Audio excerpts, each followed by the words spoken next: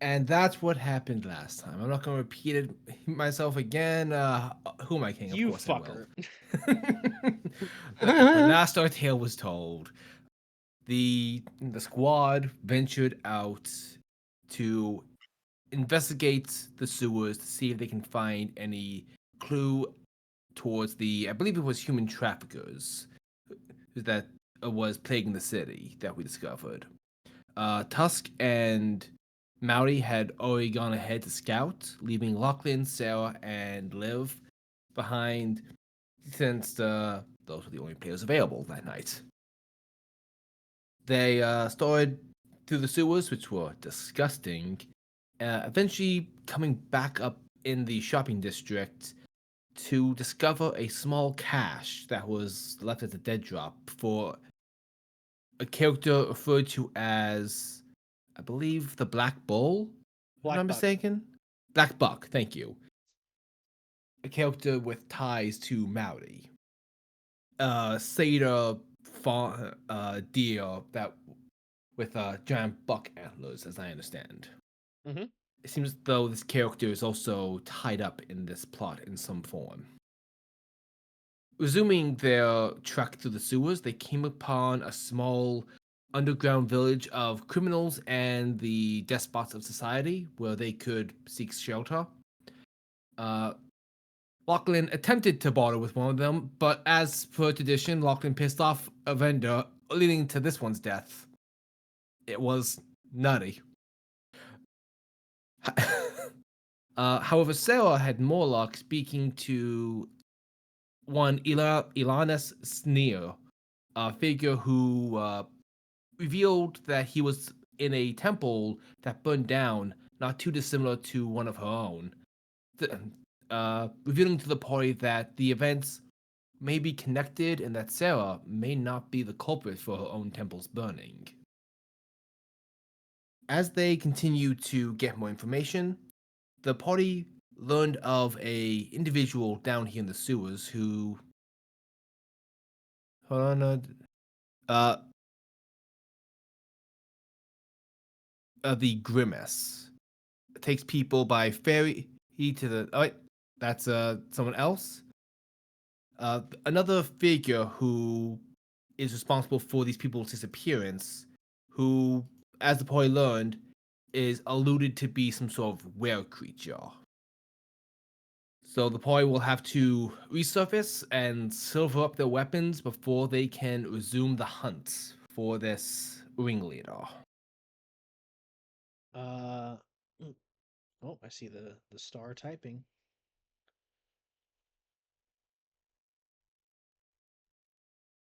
For some reason, the I don't have the leader's name in my notes. I will not. Okay, so let me go ahead and fill in some gaps. So the Please. Grimace is, or the Grimace. Sorry, let me be very Yeah, clear. The V is I very believe that's important. fair. He is the definite article, you could say. Um, the I think it's Grimace just is the ferryman for this strange cartel of drug runners and kidnappers. You learned a lot about him and his master from the sewer rat, an informant that you all met down there, who revealed his name to Fengear, and then I think Tusk. yes. Um, you also learned that the ringleader of this was called Raddick, R A D Radic. R That A was D it. D O C K. Um, who is a lycanthrope of some form, and the sewer rat warned you all that you would need silver to best and defeat him, as well as his strongest vanguards, as those he deems worthy, he invites into his brotherhood. That was it. Thank you. I knew I was forgetting something. Gotcha. I see that star. I will keep a note of that. We'll try and get into this as soon as we can.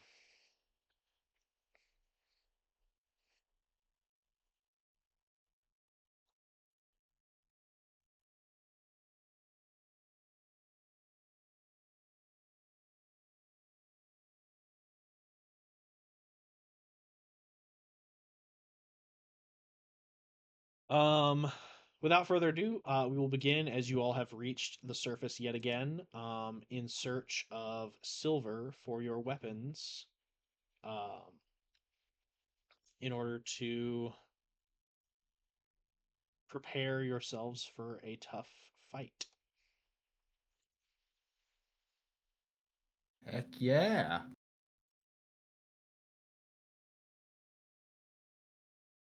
Lachlan is going to beeline his path to the nearest smithy and try to control his impulses to make enemies by mistake again.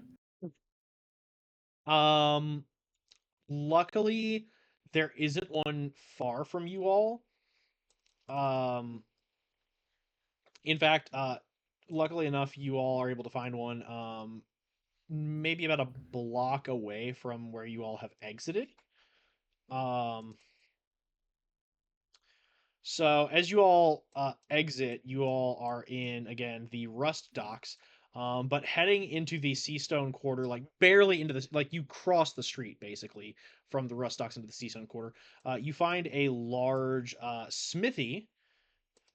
Should we be on the town map or still on the inn map? Oh fuck, are y'all? Yeah, I'm still on the inn map. Whoopsies, that is my bad. Um, Okay, I thank you. think I think I dragged y'all back to the Siren stage because I expected y'all to get returned there for rest, but my bad, No worries, man. complete mistakes. You all arrive at a place which says on the sign. Let's see here. I have to go through my list of merchants and see which one I want to use today.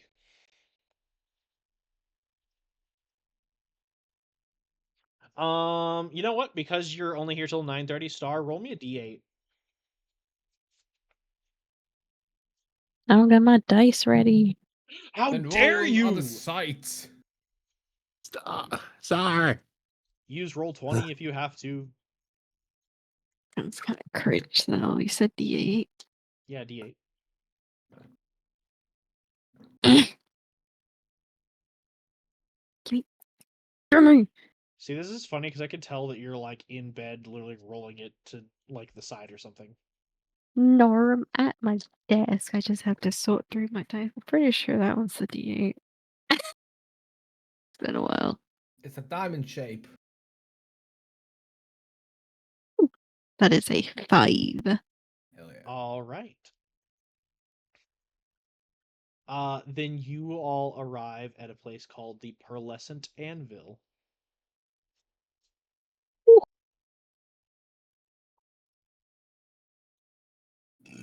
Pardon me. You're all good. Lachlan runs up and is about to kick in the door before he realizes, no, this is what you kicked out the last three, and slowly opens the door.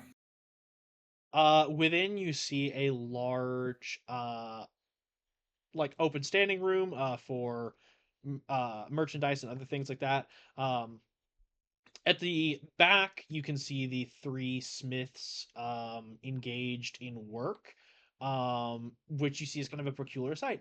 Uh, at the furthest back, there's a large globe of water that contains what appears to be a merfolk, who she is carefully maintaining adequate temperature and consistency for water to quench various metals that are being heated and processed. There is a dwarven smith. Hi, Zammy. There's a dwarven smith working with her to go ahead and process these metals, like get everything together, heat them, hammer them into shape. And then at the very front, there is a halfling fellow who seems to be kind of like the sale face of the business, but looking at the biceps and triceps that are basically like bulging out of this button down, you can tell that this guy's hit the anvil too. Like, ain't no way this motherfucker ain't be hammering some stuff. Hi. Might we borrow your forge for a moment? Respectfully, no. I just need just a moment of the forge just to coat some of our weapons in silver. How much time would it be to rent the forge or commission silver coating on some of our weapons? The second you said silver the first time, he immediately stopped listening to you. And has like this halfling, like he's 3 feet tall, and this counter is like dwarf size, so it's about like 4 feet tall. Like he's standing on a step stool basically to like look over it.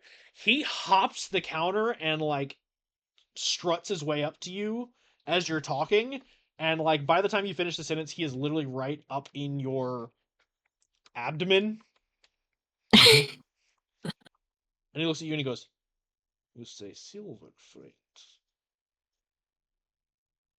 Yes. You will not work my bellows for silver. This I will." And he goes and claps his hand twice, and immediately the dwarf, who's in the middle of working, by the way, freezes, drops his project in the water for quenching, and like runs out of the way. And the mermaid immediately like lets out an exhale. Like you could see bubbles coming from her gills in the water, and like rising to the top as she pulls a headband off her arm and ties it around her forehead. Gotcha. This guy, he knows his shit. Gotcha. And he Gotcha. goes, and he looks across your entire party and goes, "What weapons will I be silvering today?" Uh, the big guy's axes. My As Tusk long just sword. literally pulls them out and just hands them directly to this guy, and he takes them without any like. There's no pleasantries exchanged. This is a full transaction. Lachlan's going to hand him the long sword and request for some bullets as well for his pistol. I'll hand over my mace, and I'm going to also suggest maybe the rim of my shield to get a little bit of silver laced to it. Okay. And I kind of look at Lachlan. It's like maybe some silver teeth for Yeah, for yeah. pot. Uh, Lachlan also requests some silver dentures for Fangir. He looks at your canine and he goes, "Niet." And he looks at Fengir and he goes, and just like whistles and motions. And Fengir like freezes because like this is someone who is not Lachlan basically ordering him around, but he is also like, let me roll a saving throw for Fengir. What the fuck? Hold on. Okay. Fingir is on a natural 20, not intimidated by this halfling, but he can tell this is someone who is a master of his craft, and so he kind of like freezes and looks to you for deferment on what to do. Go ahead and play along with whatever this guy's asking for. He seems to know his shit. He trots along with the halfling. And the halfling then immediately turns his gaze to Levelian and like Mouty. By the way, Levelian and Mouty, this guy's gaze is like piercing daggers would be an understatement. This is like a jackhammer going through your soul. Ow. Oh, I'm looking away. The stare Respectfully. intensifies. Oh shit. I almost dropped my things. Ah, I dropped it. Oh no. I have digs through. Actually, it's on her belt. I have this little hand axe, and let's just put that. Come here.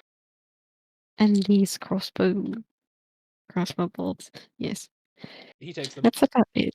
Oh, okay. And then he moves from Lachlan's torso region over to Mouty and just is staring.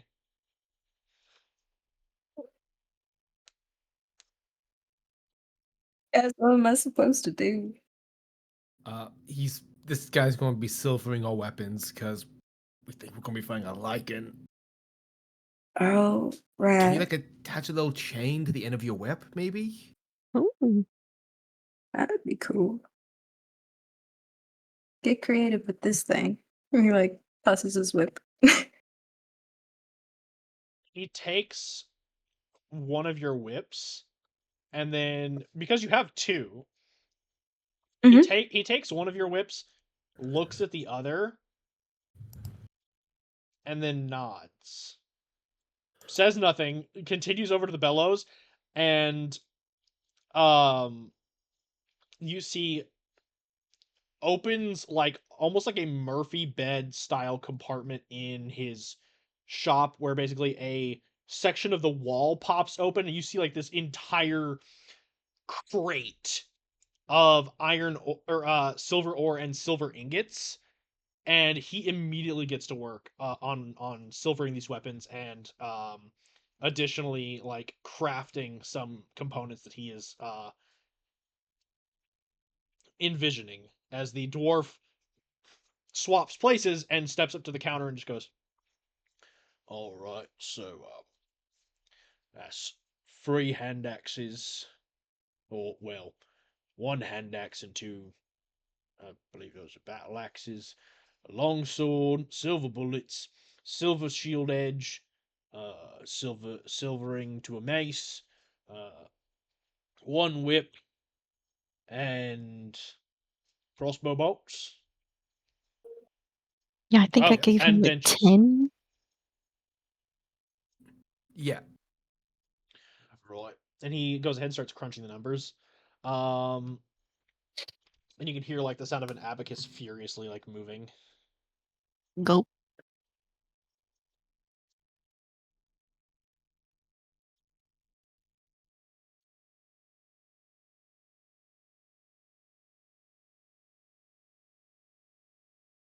Right.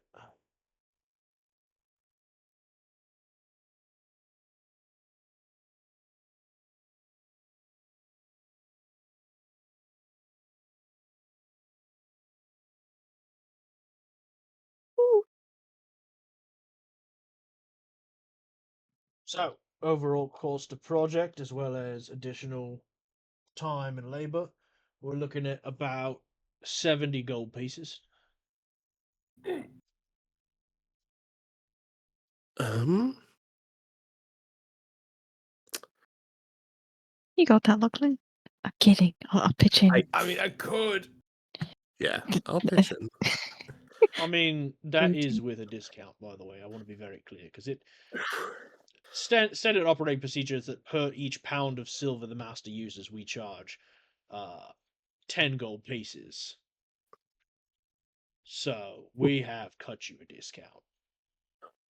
We appreciate that, especially given the dire nature of this task.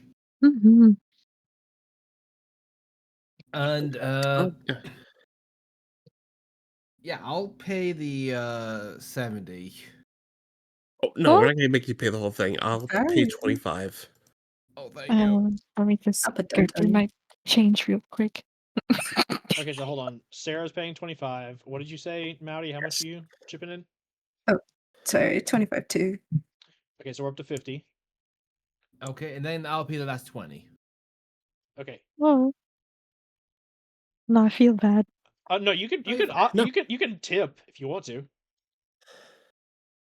How much do I tip again, guys? It's 15%.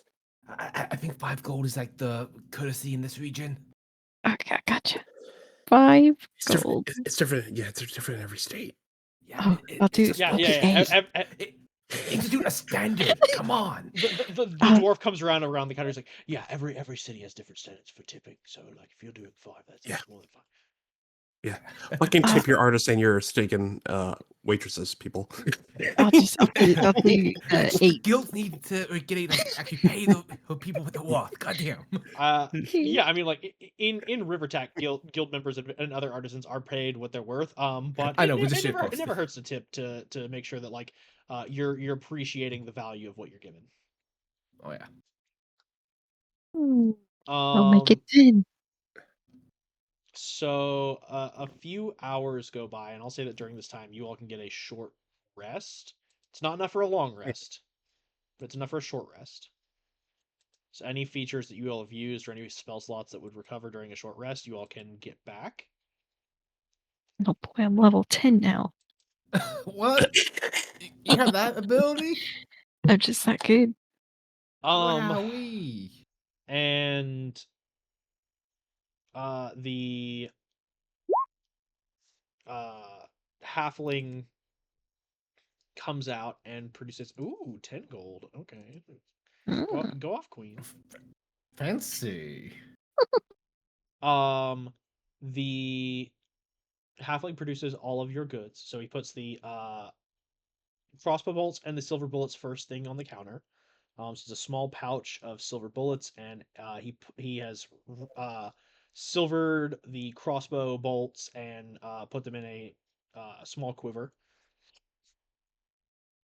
It says I have 20 crossbow bolts. I feel like I bought more at some point, so should I just put like half of You those? did buy more. You bought another quiver. So if you want to just put in 20 silvered bolts, I will count that. So you will have a full quiver of silvered bolts. And Oh, how many this bullets one's do I 10 have that was rifle. silver? Um 2,000. he would have given you the standard. So again, like typically with most cases, I give you all the standard ammunition, so it's about 20. Okay. Um, then he places out, of course, the hand axe, the mace, and the shield. Um, then the long sword and the battle axes before finally producing the whip, which he has um, some very delicate work he's put through. As you see that, like, along the woven strands of this, like, folded, um, I can never remember if it's like hemp or leather. I want to say leather. Along the like strands of this folded leather, he has put basically like a silver inlay along with a small like silver barbed charm at the very tip of the whip.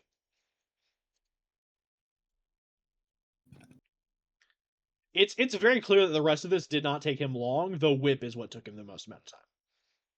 Oh, And then he looks at you and Noted. goes, "One more thing before you go." And he sets a weapon on the counter, which you see, Mouty, is a long whip made of pure silver chain ending in a morning star point.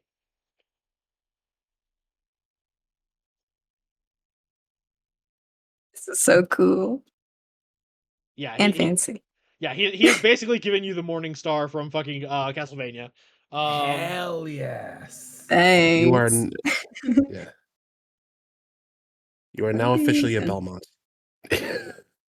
I'm in. I'm Belmont. Oh, so now you have 3 whips, one normal, one silvered, and one pure right. silver whip. Yeah. All right, just yeah. So if you fully want to just take your other whip and be like, "Here you go, buddy. I'll just give this back to Yeah, I'll just here you go. All right.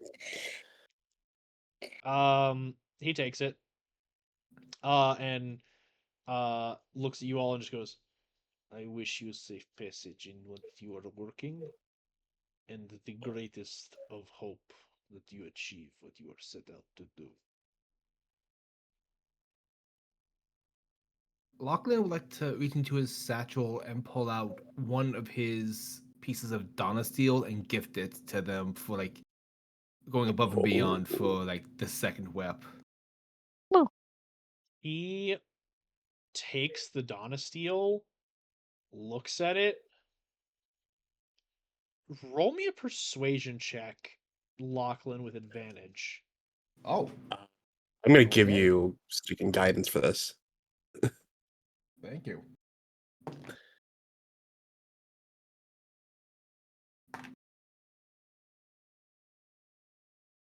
Okay, and persuasion. 20 total. mm, Okay.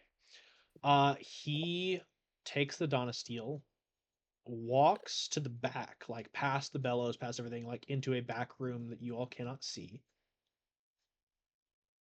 And then he returns And Lachlan, he hands you a single ingot of pure silver that is marked with a crest.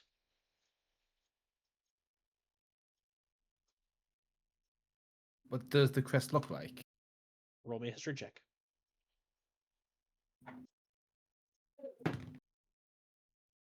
History. That is skills. Oh, I'm really good at history. 19. So the crest itself looks like a large curled fang, um, with a wolf pressed into the fang itself. Um, Using your history, you are very familiar with the marking of this crest, as it is in a book of artisans that Bowen had shown you once upon a time, of very famous houses or clans or lineages of artisans that have long since walked the realms of Vishtalam and committed themselves wholly to craft. This is the mark of House Silverfang, a Ooh. house of halflings that have dedicated themselves to the craft of silversmithing and silvering weapons. They have long since held partnerships with many of the monster hunters that have existed throughout the variety of centuries and eras that have been throughout the years, crafting the most legendary and deadly weapons known to creatures of the night. Lachlan is just in awe, and it's just he just nods like respectfully, like, "Thank you."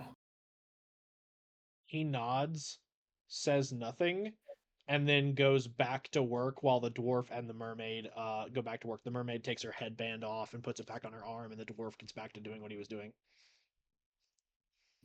Guys, I think we just met blacksmith royalty. Holy shit!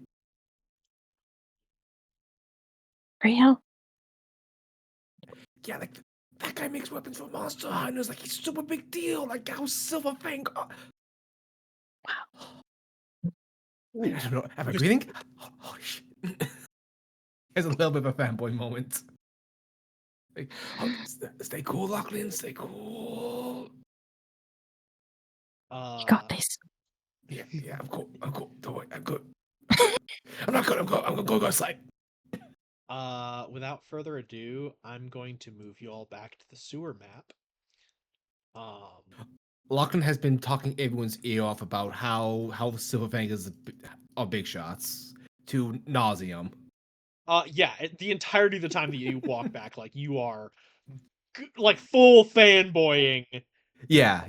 Talking about about a this. bunch of lore that contradicts because he keeps reading the wrong book. Nope.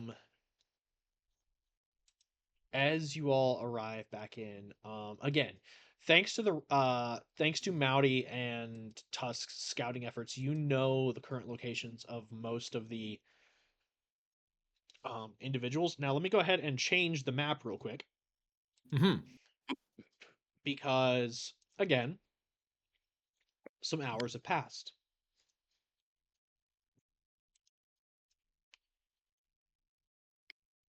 Everyone's fucking dead.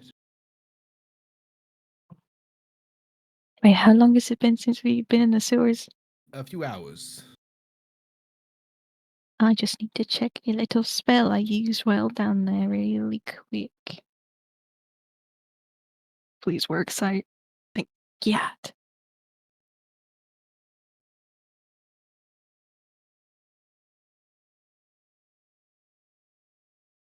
Hmm, I thought this lasted longer. Damn it. Oh well. As you all arrive in the sewer once again, and see that many of the people that were here previously have cleared out.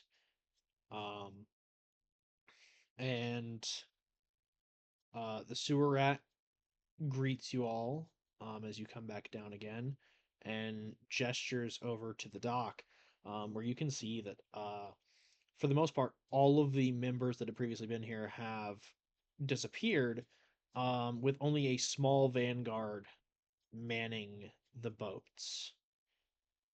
You see that amongst them, Grimace is still manning, or sorry, the Grimace want to be very clear. This isn't some mascot for a fast food franchise. The Grimace is manning his post. I love Grimace. Hey guys, I'm gonna try this grimace shake. I'm sure that fad won't age poorly. Oh God.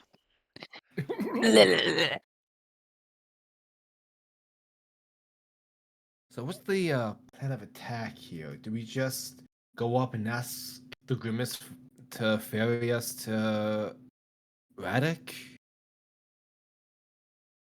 Hmm. Like, is it that easy? Or are we going to like? It's never that easy. It's never easy to get there, but once we get there, I think we have a lot to handle with because we have no idea what else is over there till we get over there. Yeah, So just stay on your guard. Lachlan's preemptively loading his silver bullets into his gun ahead of time just to be proactive.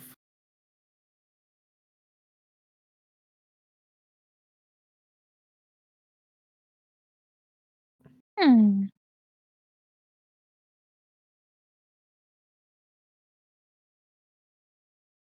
I don't have these weapons anymore. Why are they still on my sheet? Okay, there we go.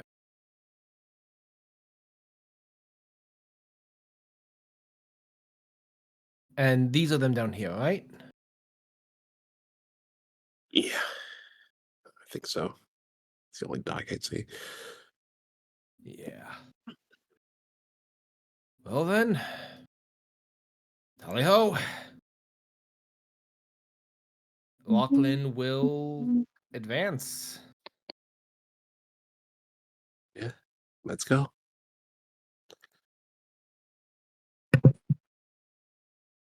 Can I run a perception check in this place?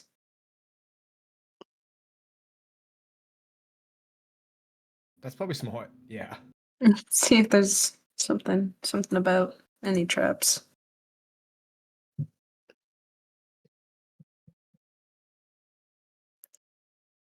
So it sounds like y'all are formulating an attack plan. Yeah. Maybe. Also, I see that Lachlan has moved down. Where is everyone else at the map at this time? He's Yeah, hold on, I'm all just checking my alone. skills. Checking my spells. Frick. I moved up all the way down here. But I hold on, let me do a perception check. I was like, okay, let me move back up there. Yeah, I'm running that check. I'm running that shit. We all Wait. die. Maybe I should. I'm so bad. Hmm.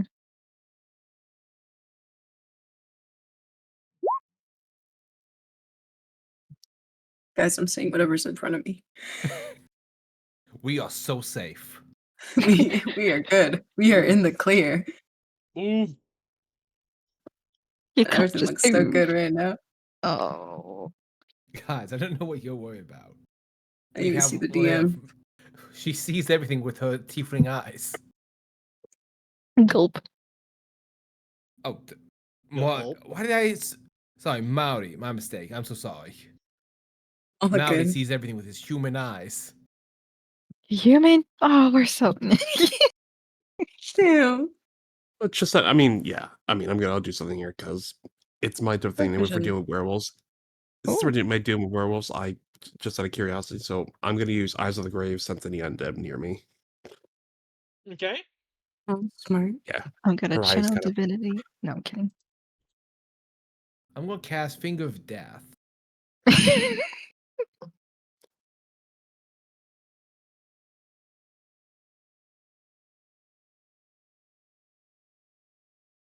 Oh, that's freaking the rat guy.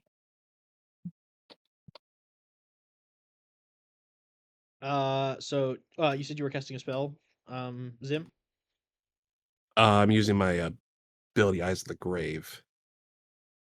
I can sense undead within 60 feet of me, as long as they're not hidden behind cover. So you do not sense any undead. All right. Why is that not assuring, though? They're hiding. Who can say? Don't worry, it lasts. How long does it last?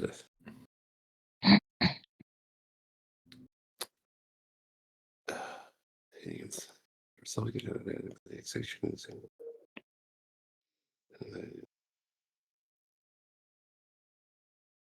Oh, it,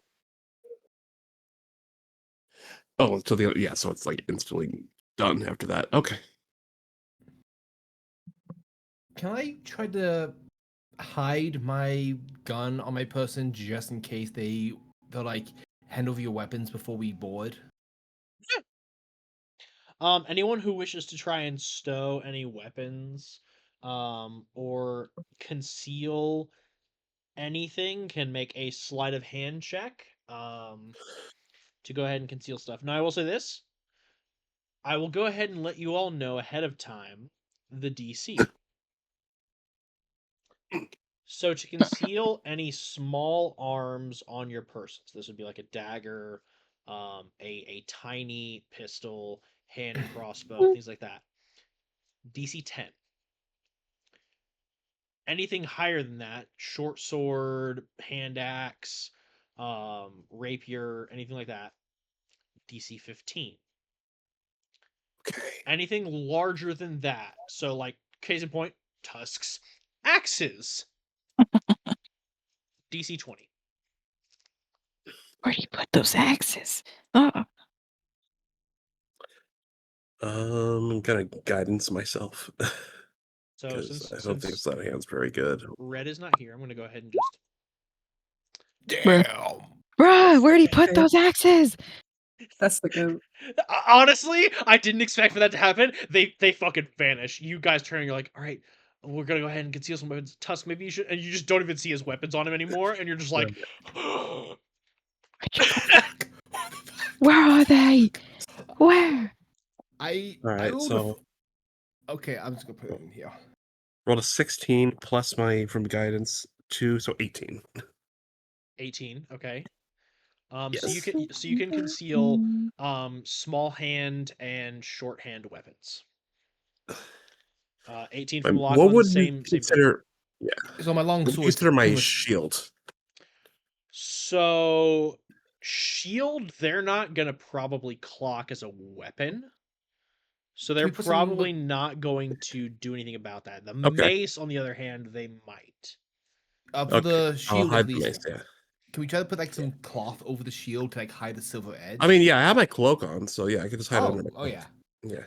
Yeah, And my long sword, that's out in the open. There's no way I'm hiding that. yeah, they are going to fucking take that. Yeah. Mm. I feel like they wouldn't see my harp as a weapon. They A would harp? not. Considering that your crossbow comes apart into pieces, like it is a magical harp that then when you attach the handle and apparatus to it transforms into the crossbow. They would not see that as a weapon, and they wouldn't understand how the handle works since you keep it concealed. So that is good. Um they would probably be confused by why you have like crossbow bolts on you, but depending on what your sleight of hand check is, they're probably not going to question it. Like 16. Yeah, And all I have is they the don't fucking give a handbag. shit. All they see is like Okay. feathered tips of arrows coming out of quivers, and they're like, she's probably got a fucking bow or something that she didn't bring down here because she's in the sewer. What about my hand axe? They, I'll say that you're able to conceal it. I was gonna say it goes Um, to my boot, but I'm not wearing boots. Damn it. I'll say that you are kind of able to conceal it within your like frilly, poofy like skirt, like jellyfish thing. As they look at it, like with all the shimmering charms and whatnot, they don't notice the silvered edge or the wooden handle. And they're just like, yeah, whatever. I feel like that's all I had to conceal the bolts and the hand axe. Let's look. And I have a dagger, but it's a dagger. You can take it if you want. Oh. The No, you carrot? were able to conceal it easily. With that sleight of hand check, you were able to like sleeve it. Just the inhale made me think I swallowed it. No, it's up your sleeve or in your corset or like stashed on the back of your hip, like wherever you want to put it. It's somewhere. Gross. What's that supposed to mean?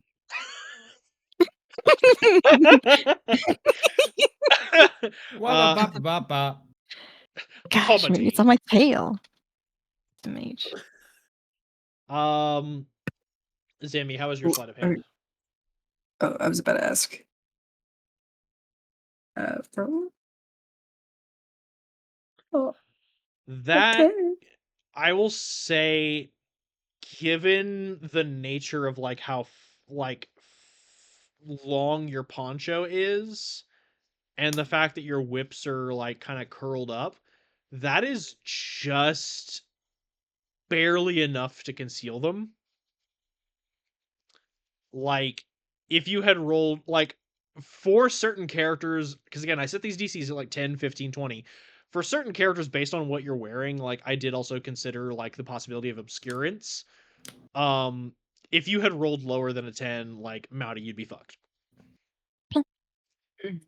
Or at the very least, they would have taken the whip that was pure silver. Because that That's is my chain, I clearly a swear. weapon. That's my chain, I swear. But they leave you alone. Because again, you have a poncho, and for the most part, they see it kind of like wrapped around your waist, and they're like, I guess that's a belt or some shit. Like, I don't fucking know. He has a cowboy hat. He's trustworthy. They're like, maybe that keeps up Mhm. his pants. I mean, he looks like a bottom. Oh, What? wow. So, See? so they die first, right, guys? I'm fucking killing those guys. Mouty immediately is just seeing red and just hearing the Kill Bill theme. That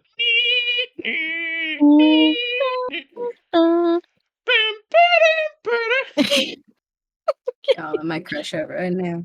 I'm just saying. So as you approach the Grimace and his associates, the Grimace looks you all over. And just to double check, you all were basically just saying like, "Hey, we have business with Radek. We're here to see him." Yeah, that is our lie. Yeah, hey, we just want to talk to Radek. We have business with that guy. Here's what I'm gonna say. Bingo guns. Mm. Normally, I would have Lachlan roll a deception because Storm is the one who's talking. Fuck. However, else. seeing as I know for a fact Levelian has the highest charisma, Nope. roll me a deception, please. I'm just doing the Will Smith meaning like after you, please. Welcome to Guidance. Earth. Getting guidance. You're getting guidance, so add a D4. I'm gonna. I'm only talking because I get very anxious when no one else talks and I have to fill dead air. I know. What am I rolling again? I've been playing with y'all for how long? You think I don't know y'all's quirks? I know. If anyone else wants me to shut the fuck up, by all means, just say so. Just punch me in the face, please. Oh god, I'm talking to a living again. Oh god, please someone stop me. Lachlan, let the bar talk. Thank you. Like, falls You off my suggested boat. business with this lovely Fenrir immediately person holds we've up a heard paw and starts about. to... No, I'm just kidding. Excuse me, my good man. If you could please let us talk. God, sweating. Yeah, no, so Levelian is like, hey, we have business with Radek. We have some things that would be of value to him. The Grimace looks you all up and down, and I would say, given Levelian's high deception, with the way Tusk looks, the way Lachlan is set up, Mouty, um, like easily he clocks the three of them as like, yeah, these could be some people that like Radek would want to see. The toughest sell here is Sarah and Levelian, but looking at them, he thinks for a second, and seeing as Levelian was the one who spoke, he's like, that's obviously like the brains of this operation, like this is the ringleader. And looks at Good hip. Sarah. and is kind of like confused on her role, but doesn't question it because she is like, even though she is still like underneath the cloak has the appearance of a woman of the cloth, she is still wearing like fucking chainmail and carrying a mace and a shield. So he thinks like to himself, maybe she could be like a fucking she's muscle. Hmm. So he kind of passes it off, readies the gondola, and you all proceed deeper into the sewers. Whee! Through winding passages and long canals of rushing water and foul stench, you all arrive at a deepened cistern, well within the hold, further than you could have imagined. He drops you off, and let me go ahead and put your tokens on the map. It took all my willpower not to say a kick in the door guy right into the water all the way to Grimforge. You still fucking said it. What do you mean it took your willpower? You still And I'm admitted doing that You can't just narration. say I that. mean. Yeah. Doing the Or just narration. say I what I just mean. said. I'm sorry. I'm What do you mean it took all sorry. my willpower not to say the thing I just said because cutscenes? Okay, fuck me. I'm sorry. I'm so sorry, Storm. Nah, man. Here's what I will Justified say call now, out. because this is very thin spacing for y'all to move and navigate. I do need a marching order. So where you see Mouty is the front of your line. Where you see Lachlan is the back of your line. You all need to arrange your tokens where you think you're gonna go. And I will place Tusk wherever you want me to put him. This is question based off positioning up. Is it dark down here? Like hard to see. It is dark. There is still torchlight. Okay. So things are still lit, but it is very faint. Clearly, this is the inner sanctum for Radek, so he is used to most of the people being down here of a similar lycanthropy as him, so they are gifted with night vision. So they are very sparsed out. So for a human that doesn't have dark vision, you have to strain your eyes a bit. Okay. Hmm. Let me check something real fast. Spell check, spell check. Since I'll take a center spot. I know Red would probably want Tusk up front, but since he's not here, let's have him towards the center. There's Fengir. Check We don't something. want our casters up front, so maybe. Yeah. Lachlan can be towards the front. He has dark vision and where is that? Yeah, I just want you all in range of me when things go down. Here is what I will say. This map is pretty accurate for the layout of this sewer. So as you all arrive by gondola, Ah, while you're all figuring out the marching order, I'll go ahead and say this. You all do see there is like a small storage or like office space off here, like directly off the main channel. Very quickly as you enter, there is further in. It looks like some other kind of like branching channels here or here. And based on the concentration of torches and the number of people you see standing around, it seems like the leader would be further back, either here or here. Lachlan have Fengir go up with Mouty since Fengir has 60 feet of dark vision and just be providing the help action for Mouty at all times? Um, if you Like in want terms of Mouty any at perceptions. if you want Mouty at the front of your marching order, certainly. But if you just want Fengir to stand near Mouty, no matter where they are in the marching order, like perfectly fine as well. Yeah. Just because I'm trying to counteract any disadvantage from like lack of dark vision. Mm-hmm. Because I I've played a human for a while. I know how much that sucks. And here's what I'll say for Mowdy as well. Where do you want them Appreciate in it. the marching order? I just wanted them in the front. Okay. So here's what I'll. Whoa, good lord. Here's what I'll probably do. I'll put Fenrir Friendship. behind Mowdy. For the sake of this, we'll say that like they're walking like close beside, like behind, but beside you, to where like their Mhm. head is basically like where your hip would be. So they'll be like guiding you, but they won't be obstructing you. Service animal style. Yeah. Mm.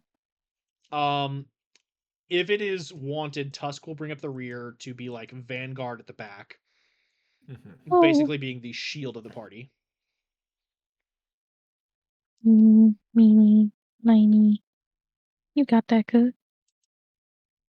Okay. So now that you've determined your marching order, I have to ask, where do you want to go? We had to Rock, get to the paper, lead down scissors. front. We have a couple different points. We have A, B, and C. What do we got? Where do you guys want to go first? Well, hold on a second. Let me restructure that for a second. You have A, B, Oh, C, See, and D. for Doom. a fourth option. Also, I meant to make that transparent, but for whatever reason, it kind of went all dark, so I apologize. I mean, hell, I'm here for it. I'll mess with it. All right. Lead the way, Belmont. Where you want to go?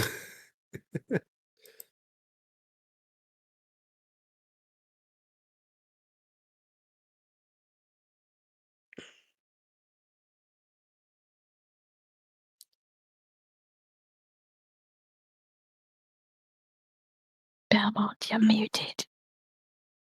Belmont. Just to make sure. I, Howdy. I think Zami's aware. I think they might be Oh, dealing with something. Okay. I was not. Sorry. Oh, okay, my bad. I'm always right. What do You're you all Listen, good. I give We you the know. I give everyone the benefit of the doubt because I know that people got stuff going on.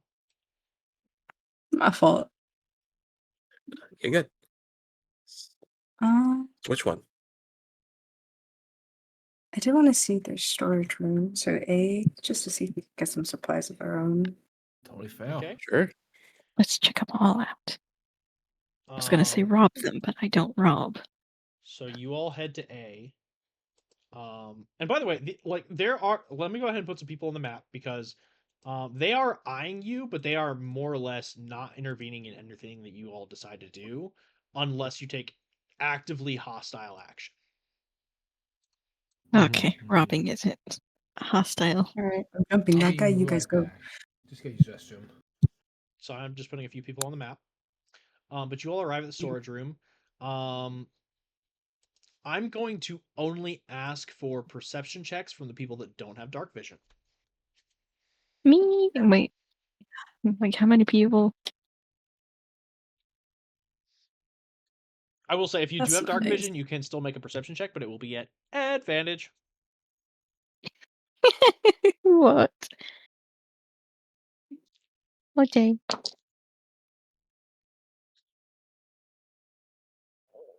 Yeah, I was about to say, I had to rephrase it because I was like, I know for a fact Star wants to make a fucking perception check.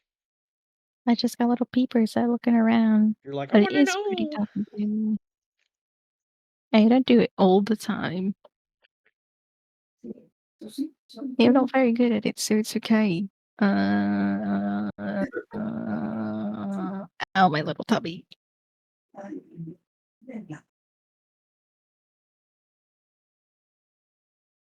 Why is this guy like right there next to me?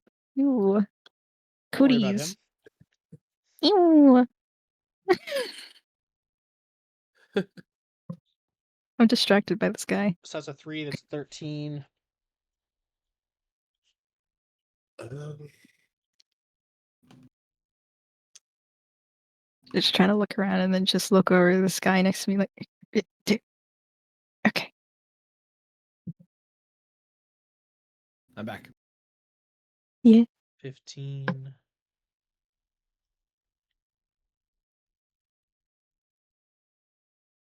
So, Lachlan, if you'd like to make a perception, you can make it with advantage because you have dark vision. Actually, I just realized you have superior dark vision Oh, because you're a drow, right? Superior. Wait, I'm advantage? half drow. I think it's only standard dark vision. Hold on, let me check. Yeah, if you Dark if you have vision. dark vision, you have advantage. So Zim, if you'd like to roll yours again, because I know you have eyes of the grave. Yeah, I was gonna say I'm an asthma. An asthma. Let's get it. Oh, that's a D12. What the heck? Where's my? There it is.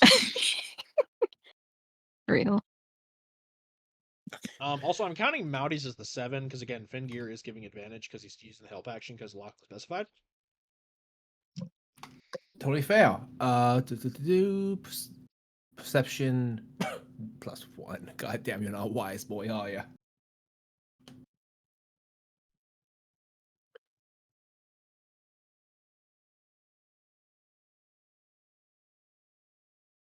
So I got a new keyboard. I keep fat fingering keys.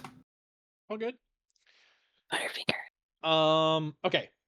So I will say then, because I didn't roll for Tusk, because again, Red's not here, but I just kind of like, there are certain things that I'm like he'll pass or fail at. For Levelian, Lachlan, and Sarah, you all notice a few things in here. First off, this room is packed end to end with crates of weapons, medicine, food, water. These are supplies for a long-term conflict. Everything in this small storage room is geared towards either outlasting a siege or causing a large scale like upheaval. Huh.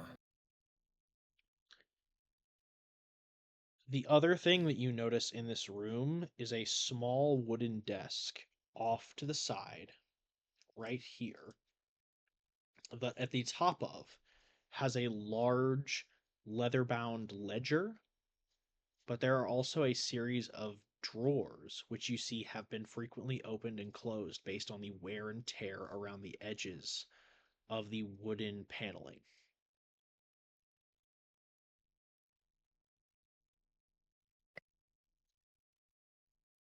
And one final thing that you notice, Sarah, on a 17, is that right here in this jar, directly to the right of the doorway, is the drug known as rat race, which you are familiar with by scent.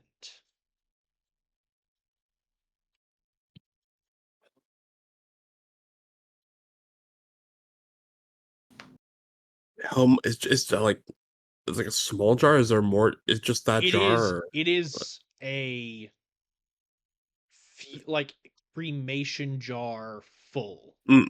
Oh, So and just so just remind me, like, do we know like how much dosage that people usually take? based on what you've seen, it is a small dosage. Like what would be described in cooking as like a pinch would be a standard Oh, dosage. okay, that's a lot. So it is tons. Like a standard dosage would be like maybe like half a gram. And this is That's like you're crazy. looking at easily like 10 kilograms worth. Do we Okay, have a yeah. bag of holding? No, we do not. Yeah. What is that? I mean, you don't need a bag of holding. Like, if you were to carry this, like, it weighs less than maybe 5 pounds. Let's hold off. We know where it's at, so once we deal with business here, we should probably grab this. Actually, wait, let me double Yeah. check on that because I'm pretty sure I think 10 kilograms is less than. Sorry, 10 kilograms is 22 pounds, so it's like 20 pounds worth of. 22 pounds. I've had my 22. bouts Oh, heavy. that's a lot of drugs. Yeah, But I, That's it's Tony substantial Montana on the drug. desk of Oh, cocaine. guys, It is guys, substantial drug. we're gonna get so high. I mean, what? We're what? fiends. I stare at Lachlan. That Absolutely was not. out of character, I promise. Yeah, no, we know. But yeah, you can see that there are there's the ledger, and then there are also again the drawers which have been opened and closed frequently.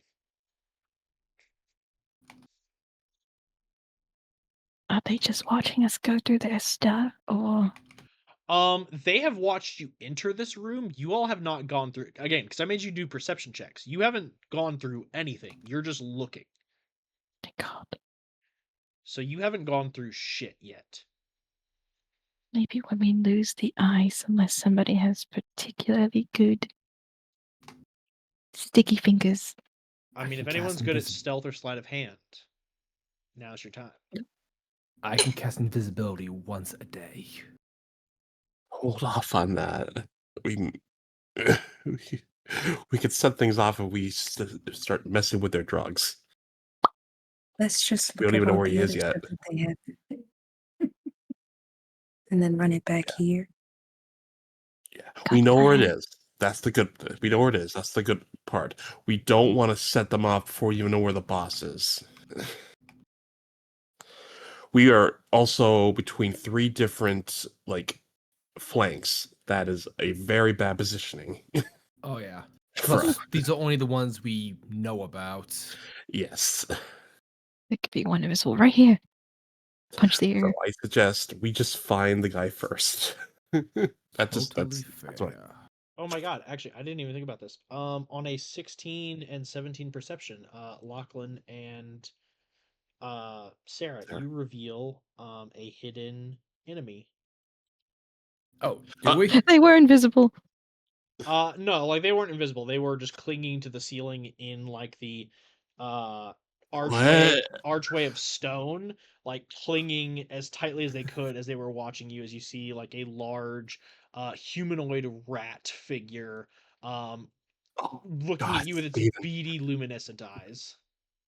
It's a Skaven, no. Evening, champ. Closing the door. There are no rats beneath the Imperial City.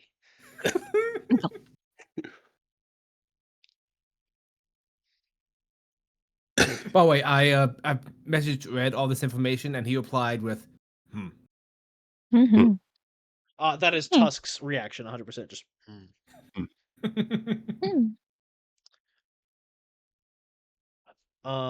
So yeah, my question is, did you want to try and find move to another area next, or did you want to continue to explore here? Because again, there is the desk in this room with the ledger on top and the drawers that you could look into, or you could proceed to B, C, or D in order to investigate further into what their lair holds.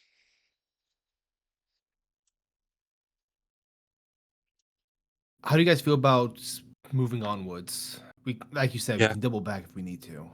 yeah, Yeah, that's just pretty keep fine. them. Let's do that. Also, I can't see this guy's health bar, so I'm a little nervous.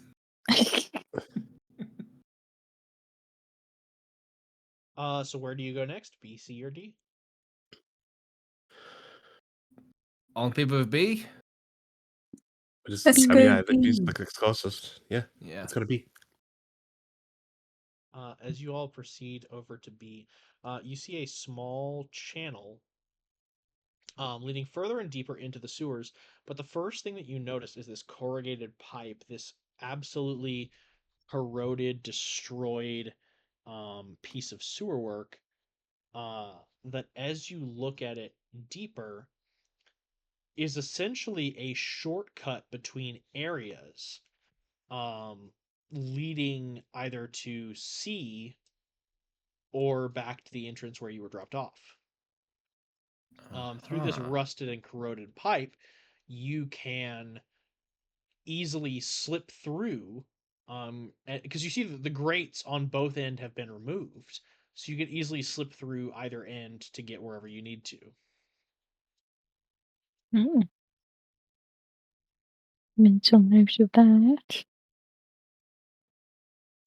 So this is easily an area that they could use to if things were to say pop off, travel quickly.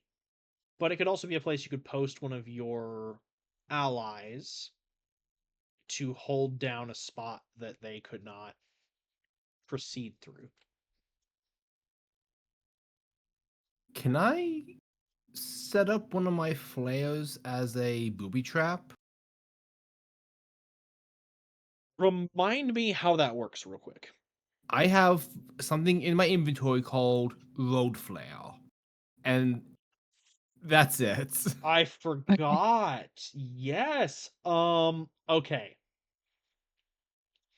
And I'm willing to also donate a little bit of powder from my powder horn to make this a bit more of a explosive surprise. Okay.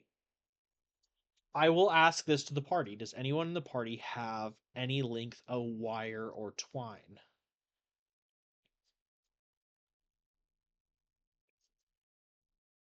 Lachlan has a dungeoneering pack. Should there be something in there? Let me double check because I'm pretty sure there is actually. 10 days rations pack. 50 feet of hemp rope. There's rope. Well, rope is different from. True. Uh. Mm, However, you do have crowbar, hammer, 10 pitons, and additionally, you do have the dagger and other things that y'all have snuck in.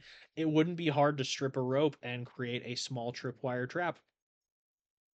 So here's what I'll say.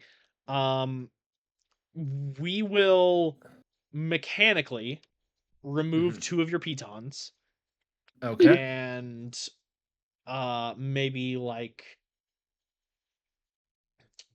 let's say, give or I take, got like, yarn. I mean, if Lavelian wants to donate the yarn instead of them using the rope, you're more than welcome to do that because that would be very adequate for this trap. My precious yarn. How much does it take? I would not be asking you for more than like 5 feet. I feel like whenever you get those big, like, yarn ball looking things, it's a lot. It is usually it's like a spool of like 20 to 30 feet. I suppose I could donate some. My precious yarn.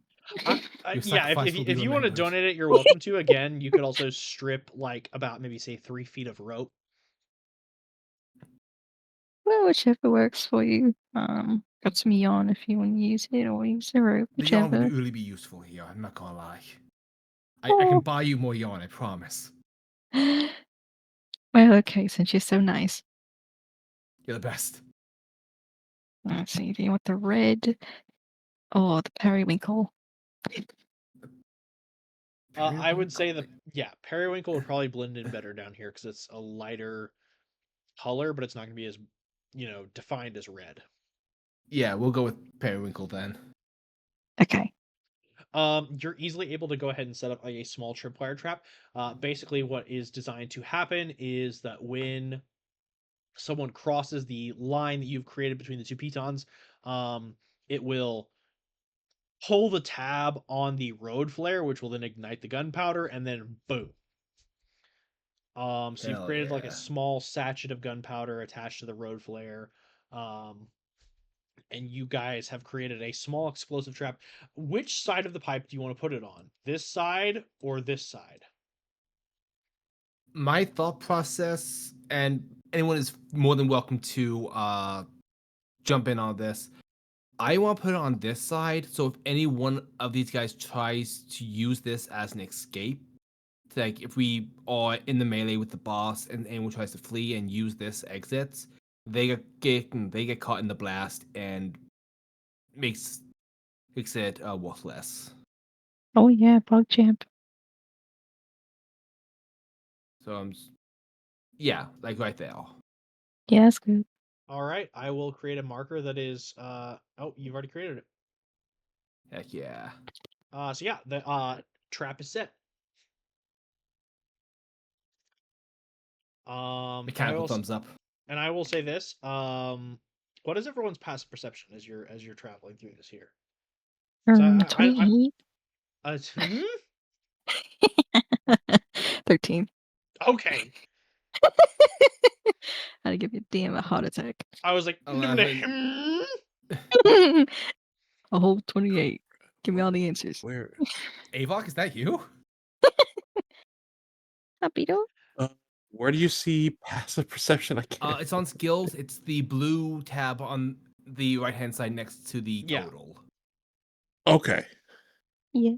Sorry, I roll with a much older version of the Roll20 sheet, and I like it more because it offers what I feel like is more customization, but it also, unlike the newer one, doesn't allow you to kind of plug and play. I like this sheet, honestly. It's 11 nice. for Lachlan. He is not a 15. perceptive boy. 11, I 15, think. 13. 13. Oh, yeah. Mowdy? 9. He? Oh, 9. 9. Oh my 9. god. Zemi, this is the character you play with the lowest passive perception, I swear to god. Uh-huh. The only Hold time on, you let me didn't check. take the alert feat and add like a bunch of other bullshit to your kit. Damn, I forgot about feats. Give me one. Hold on. Okay, Fengir is 14. Damn finger. Fengir is So- more perceptive than Lachlan. So here's what I'm gonna do, because like basically the way I'm doing this is the more you investigate, depending on what your passive perception is, allows you to kind of like mark where other enemies are. Boom. Rat? And boom. Alright. Oh. Oh, a rat. You guys are finding more and more enemies as you are exploring the depths of the caves.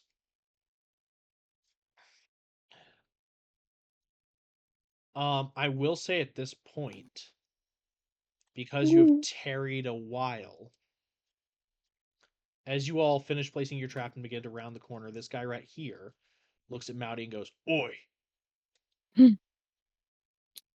Yeah, what's up? you said you was here to see Radek, and you guys have been taking the fucking tour around the old place."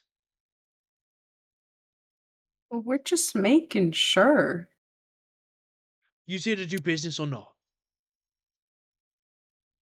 Yeah. We're Well, getting then, to it. well, then move the fuck along then. Why don't you just show me to do, big guy, huh? Right?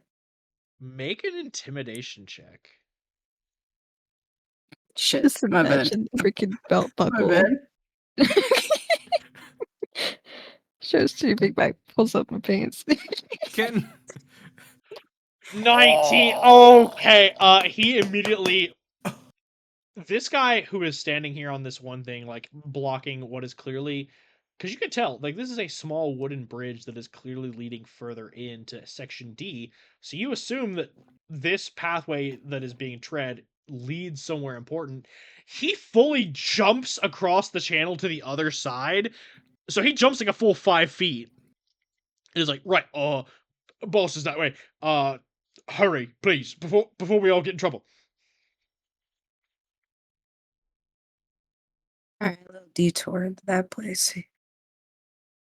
God damn, Mowdy, you're a fucking badass.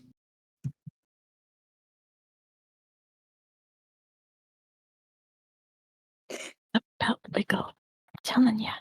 As Mowdy the Outlaw damn near fucking terrifies these bitches. Big iron on his head. Mowdy's just like, hold on, Bit- let me switch up from cowboy to outlaw. Now see here, son. Big whip energy. Well, let me tell you something, son. Now see here, boy. Now I Boy, say. derogatory.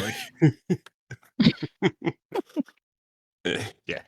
Okay. That's good. So yeah, you know that the way forward is definitely across this plank path. Now I will say this. This guy, like, because of what you've done and because of like how long you guys have strayed, you all have to proceed to D. As you all pass by C, though, you all can make perception checks to see kind of what's going on in there. Meh. Excuse me. Let's try it. That's Okay. natural 20 right there. If y'all could please put them in the roll 20 chat just so I could keep track of shit because natural 20s are damn near goaded, but my brain's so small. Do I still get 20. advantage? Hold I on, will say anyone with dark vision gets advantage. Yeah. Whoa. it's another 20. Fuck. Oh well. Uh-oh. Don't forget. Don't forget. Oh, I'm gonna go ahead and move Okay. y'all up just a bit, and I'm gonna have to be careful because this map is not necessarily geared great towards this shit.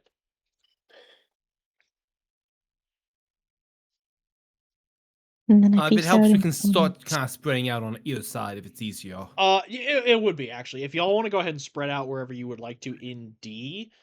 So long as you do not cross into the path of this guy right here. Okay. Oh my god. What did you do? Ophelia Stop just that, runs man. up and haymakers this fucking guy in the face. Jeremy, one more time. Does Just like tackle him. does the fucking Saints Row 4 takedown? Come here. It's Okay, so 14, 17, 22, 12. So I'll say this, only Lachlan and Sarah see this.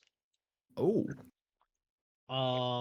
Right over here, and I'll go ahead and mark it because again, I want to make sure that y'all know where stuff is. Just give me a second because for whatever reason my default is set to like some weird color shit.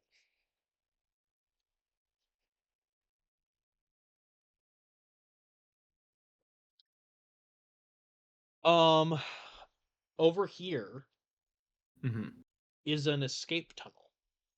You can tell clear as day that this tunnel leads to somewhere on the surface. And if anyone were to go through here and you all were not able to lock it down, you don't know where they would end up. Hmm. I booby trapped the wrong fucking place. Shit. No, It's fine. I want to say this right now. You booby trapped a great fucking place. Oh yeah, but Mhm. Lachlan was thinking like, aha, if they try to escape from here and go here, then they'd have to go here and Kabooey. Now you know they can just go there. Oopsie daisies. I mean, don't get me wrong. Still happy with my choice. I'm just joking. In You could just addition, walk there. Sarah is the only one that sees this, and you can relay this to your party. One final rat guy hidden beyond the veil. Nice, huh? Right. And last, but certainly not least, the man himself comes into view. As you all see Radek, who, unlike all the other were-rats you've seen who stand in some kind of like strange like hybrid form where you're able to kind of tell, okay, or no, not a hybrid form, like a full rat form. So they're like fully like ratified, and you're like, okay, that is a full like were-rat man. Radix stands in a strange kind of half rat form where you can tell that he is not like you could tell he's a were-rat, but you can't necessarily tell to what the extent is that he is like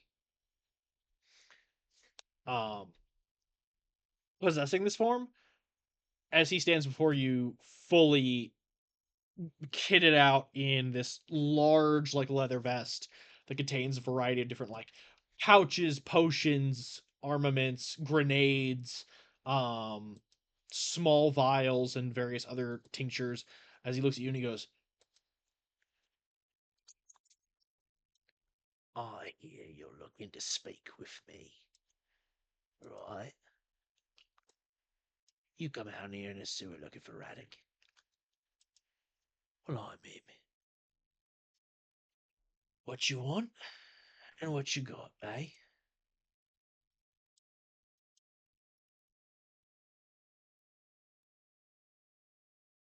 Crossbow bolt.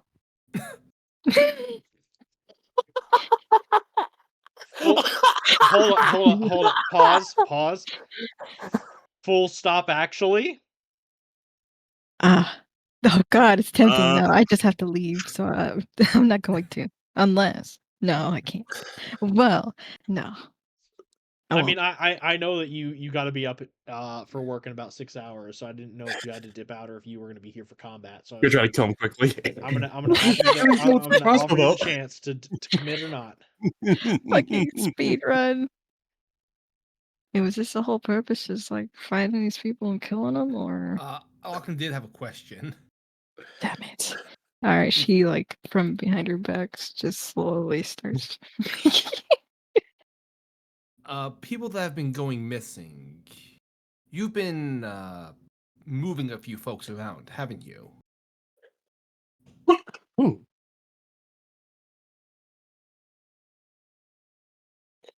Maybe a persuasion check. Well, that's 2 natural. Oh, Lachlan's good rolls have come to an end, guys. whoa! Whomst? The beast? Mm. All right, now we got this. I'll crossbow. You throw your axe. I haven't driven below 60 miles an hour all day. I mean, bro, like you arrived at the perfect time. We're potentially about to enter combat. Yes. I sprinted to the parking garage. I was fucking hauling ass. So a total of 5 persuasion. What yeah. does Lachlan say to Radek? I think it's a 5 persuasion. Oh, you rat fuck! You guys stealing people?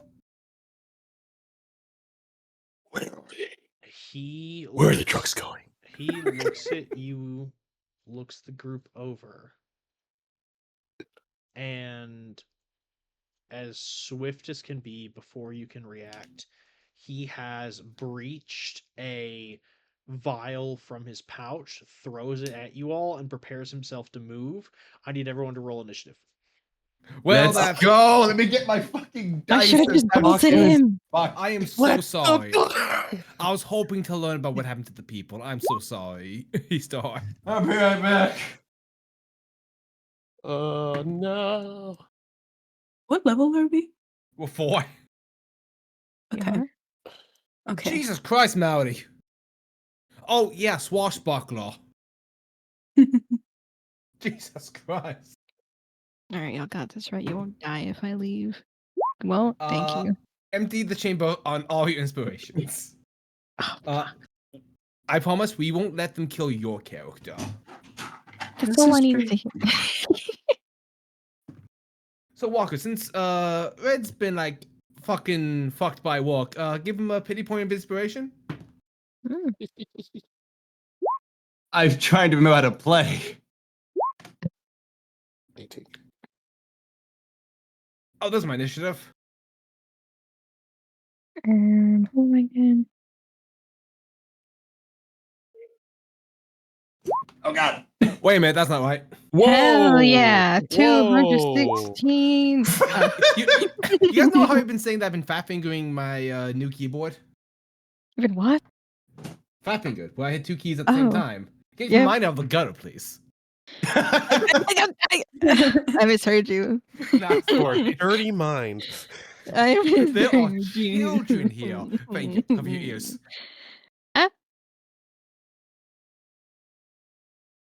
Don't make me angry. Red Beast, welcome to the boss fight. I'm so dude, I sprinted to the parking garage. I was like, I ain't missing this shit. Fengio goes on my turn order. Got it. I am adjusting that now.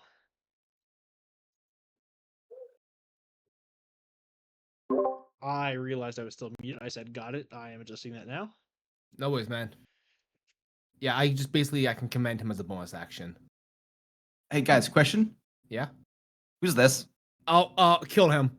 Okay. Get him out of my face. That's I should have. hard. Also, yeah. Storm feedback. What the fuck do I know? Everything, so down here, enough supplies for for enduring a siege or starting a siege. Oh no. Drugs are in there. Yeah, that's where the rat race drug is. Blue X down here, that's a pipe bomb I left. Oh, fun. Red X, Ooh. that's an emergency escape exit. No, don't let anyone get through that tunnel, otherwise we won't be able to find them. Especially not that rat. I'm assuming the rat's gonna come for our asses first. Good. Oh yeah, by the way, Red, this tunnel here connects this area. Let me just go ahead. Connects these areas together. So let's hope they come to the rescue over here. Oh God. yeah. Any form of exit we see in front of us? Oh, I see In front of this us, tunnel here. no. The only we don't know anything about this path, if Oh, that's okay. even diegetic. Gotcha. The only exits that we know of are this one right here and this one down here. Gotcha. Okay. Give me a second to reread how a fighter works. But also, your axes are silvered. Ooh! Everyone's weapons are silvered, so currently these were rats have no immunity to any of your attacks. We got And I Fengir a grill. I'm assuming that I have not used any of my abilities None of the yet. class abilities. have been Everyone used. Okay. got a long rest before last session, and you guys got a short rest before this one, so you are currently all stacked because no one has used many abilities or spells beyond things that could be recovered over a short rest. Okay. I was asking because I had a few uses of Unleash Incarnation checked. That was likely from the last time I played with you guys. Yeah. We missed you, Ed. So you are locked and loaded, and God, I missed you, brother. I am the Ashley Johnson of this campaign. Let's fucking go. Red, Yeah. let us, brother. There's one thing that I have not done since you joined us last. Awaken your gift folder, brother. My gift folder. The Swedish Valhund.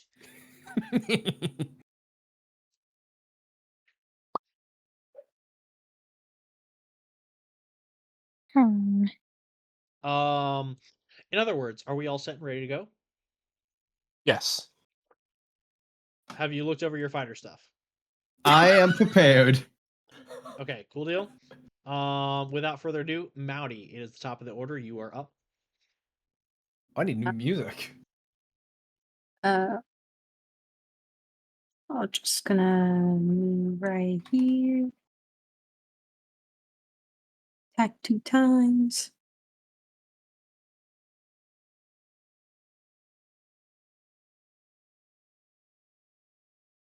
I think 14 hits. 14 does not, but a 23 definitely does for 5 points of damage.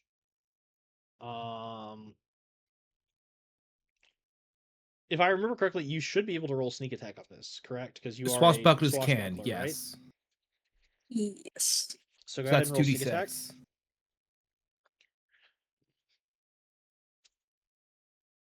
Hold on.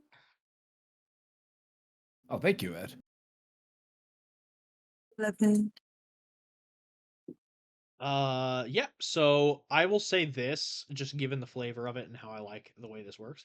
As you do 16 points of damage, as you lash out with your offhand using your whip that you are familiar with the silver inlay, he quickly dodges and ducks out of the way.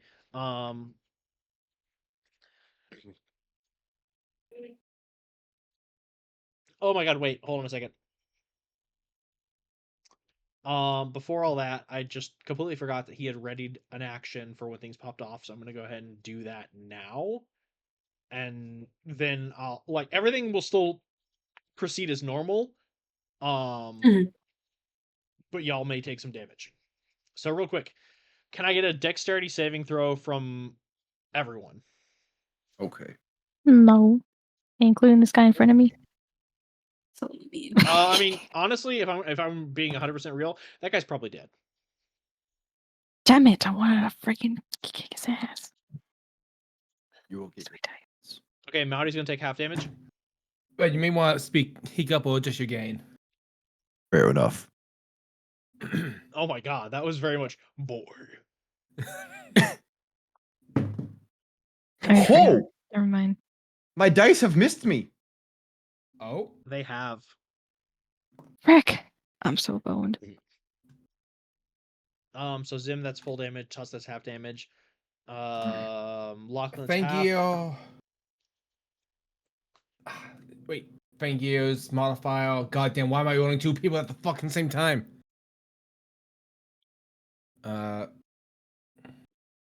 Mic check. Yeah, you're good, man. Excellent. The 19 is Lachlan. Perfect. The 8 is Fangio. No, Got not it. finger. Not fingers. That is 9 points of acid damage to everyone that failed. For everyone that succeeded, you only take 4 points of acid damage. Ow. Ow. Actually, I'm immune because I'm just that spacey. Thanks. My mother Thank you, was no. acid. So yeah, Mouty in this situation would take 4. And then yes, the whip stuff goes off. As you attack with your offhand whip, which is the one that has the silver inlay, you miss. It cracks across him, and he's just kind of like, "You stupid fuck! Anything that ain't silver isn't gonna." And then you pull out the chain whip, the fucking Belmont Morningstar, and before he can even like utter some kind of like "oh fuck," you crack him across the side of the face for fucking 16 points of damage. As you see, like clearly 3 teeth like leave his Ooh. rat mouth and clatter across the cobblestone as he's just like.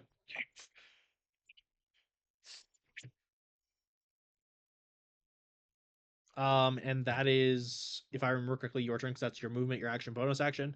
Levelian, you are up. How's this guy looking in front of me? Bloodied, horribly so. As a vial of acid has exploded and splashed all over him, he is like charred skin, uh, sizzling, popping, bubbling, and then like you can see some bone underneath. Then if I don't move, I can just take 2 attacks, right? Correct? If I smack him, or at least attempt to smack with my hand axe, can I then shoot the guy with my crossbow? I'll say this: you can attack with your hand axe. Have to- If your attack kills him, you could shoot with your crossbow. If it doesn't, you'll need to attack again with your hand axe. Pressure! He got. Damn, I can't move this thing. Either way, he is in the way. Oh, that was my dagger, my bad. Yo. With a 21 to hit, that definitely hits. For 7 points of damage, Levelian, you leap at this person in front of you who's like stumbling with acid splashed all over him as you basically like grab him by his right shoulder, pin him to the Wait, can ground, I knock him out? Can I knock him out? and raise your hand axe. You then clunk him in the head with the back end of it, not chopping him to death. Thank God. As he, I remembered your penchant, so he is unconscious. Hate this As character. acid is like washing, like it's still on him, but at this point it's like kind of like fizzling out and becoming inert, so it's not going to do any additional damage to him for the remainder of the combat. So he is unconscious. You're in the clear. Thank God. As you quickly like try and stash your hand axe and draw your crossbow, you can make an attack on Radek if you so choose. I will say this will use like your movement bonus action because you are again like basically trying to produce your weapon and like lock it into place and then fire. Yeah. Imagine I just looked like I was about to murder a man just to gunk. Yeah, it very much looks like about like an Assassin's Creed Damn execution, it. and then you're like, no, wait, hold on a second. I'm good. And I Cancel the try to kick this animation. out, and then it freaking. Yeah, it looked like an Assassin's Creed animation, and it glitched like an Assassin's Creed animation, and then he got knocked unconscious. Gunk. For a 9, you uh are like, hold on, you knock the guy out, realizing like, hold on, I'm not about to kill this guy. And then as you're like kind of like locking things in and getting everything set up, you fire at Radek, and you got a clear shot, but at this point you've given him enough time to kind of prepare to dodge, and he kind of ducks out of the way of your crossbow bolt. Uh as he's kind of like looking at you, but his attention is solely focused right now on Mouty, who has just gotten up in his grill and cracked him across the face with a piece of silver. Now I think we should just talk this out. No? Okay. Tusk, it's your turn. Right. So, a quick question, just to bring up to speed. I understand that our weapons have been silvered. Have only my primaries, or did also my hand axes for range get silvered? If I remember correctly, it was just your battle axes that I narrated as being silvered. Okay. So your hand axes are not currently silvered. Okay, understood. Just trying to make sure I'm up to speed on everything. Yeah, no, I Also, completely understand. yeah, and this water here, is it deep or is it like It's it's like deep? like barely half an inch. Okay, so not enough to drown someone unless I exert a lot of effort. I mean, it's Tusk. You could do it. Also, all do I get the impression that all these so I assume all these guys that aren't us are bad guys that I see on the map. Yes, and I will say this going ahead now. You assume that the only person who would use this escape exit would be Radek, and the only instance in which people would flee through that exit is if Radek had gone through first. Right. They are And not my going to only preemptively run before their boss, because if they do, they know he will hunt them down and kill them. right. And my only other question is, do we get the vibe that this entire place has been alerted, or is it just these two here with us? Or is this guy close enough to This I entire don't know if place. okay, fun. Not the whole sewer, but this chamber you all are in with all these people on this map right now, 100%. Right. I didn't know if we were completely stealthed up until this point or if they all knew we were here essentially. Okay. You persuaded your way in. Okay, cool. Then But if Tusk you is got kind of oh, go ahead. no, go ahead. I was just gonna say I got some range options, so if you want to go for the melee, have at it, bro. Maury wants to back up.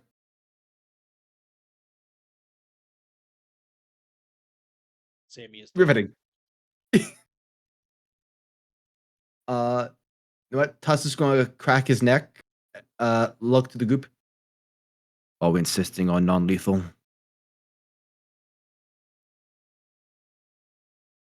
You know me. Oh, thank God, somebody spoke. He's going to turn to Vatigan and just go. Should probably find out what Arise! I love how that's not this guy's And name, summon but Marco. Radigan is what we're going with. I missed Radek. his name. I missed his name when I first Radek. typed, so I was like, Vatic, thank you. And I'm going to Oh. summon my Echo. I'm like, is it Radigan? Oh, never mind. I mixed it up too. There we go, my boy. Your greatest rat. That's how I'm it's going, spelled. I'm going I to summon have it based. spelled it like 3 times. I'm going to Only summon hear him base to Radin. base with Vatic. Gotcha. Do you have control over your Echo, by the way, or? I should, but I'm not moving the token. Oh, I just dragged it in. Another one. Yeah. So you can delete the one you made. I can drop it in. Oh. And I'm going to unleash. I think okay. So it was my bonus action to summon him. So I get Yes. one attack. I'm going to attack from my Echo, Okay. and I believe his attack should count as magical. So I don't know if the silver thing matters for him. Okay. Let me double check real quick. Oh, holy shit! Do we need to know where those missing people went, or do we just think they're like dead Sorry, somewhere? that was me. We can question someone else later if we need to. God, not again. I'm very bad at non-lethal. It does not say that it counts as magical. However, given that again, this is a literal physical, like, Duplicate of myself. yeah, like it's a duplicate of you created through strange, like, arcane ancestral magics, like I'm not gonna fucking question it, man. We'll count it as magic. Okay, so that is a 25 to hit. 25 hits. Go ahead and roll damage. Alrighty. Do I add anything to my echo?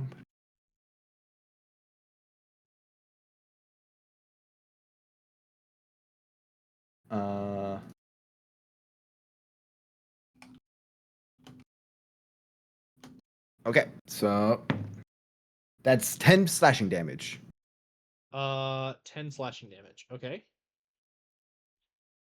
And for my movement, Tusk is going to move to flanking to sort of be the interception if anyone tries to come attack the casters. Got it. He kind of looks at this guy's like, let's dance. Anything else you decided to do? I think that's my movement, action, bonus action. I think that's all I got. All right, Lachlan, you're up. Lachlan is going to draw his pistol, aim over Tusk's shoulder, and take a shot over at this guy. Fuck. Okay, was roll loud. to hit. I forgot you had that. Yeah, right. Ooh. That is 22 to hit. That hits. Go ahead and roll damage. Oh, I have a D10. I cracked that. Okay. Yeah, I was about to say it's a D10. It's a pistol. Oh, I grabbed the D10 on instinct. I forgot. Yeah, pepper that's box, baby.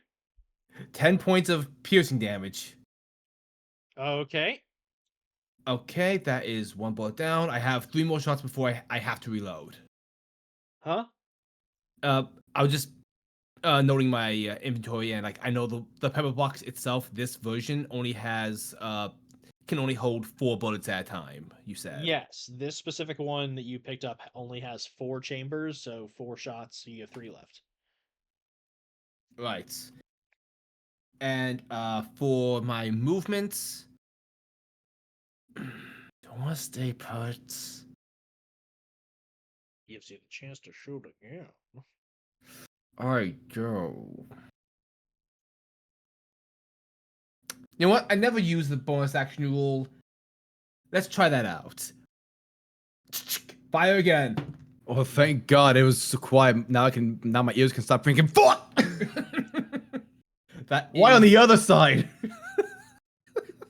I just baby dropped you by You mistake. got it. You got to even it out. Mop. Mop. Now I got Mop.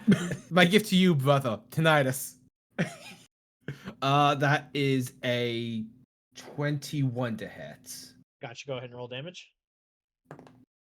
Oh, 13 to hit. He's gone. Oh, fuck. It's too late to mention non-lethally. With a gun? Yeah, I was about to say with a gun.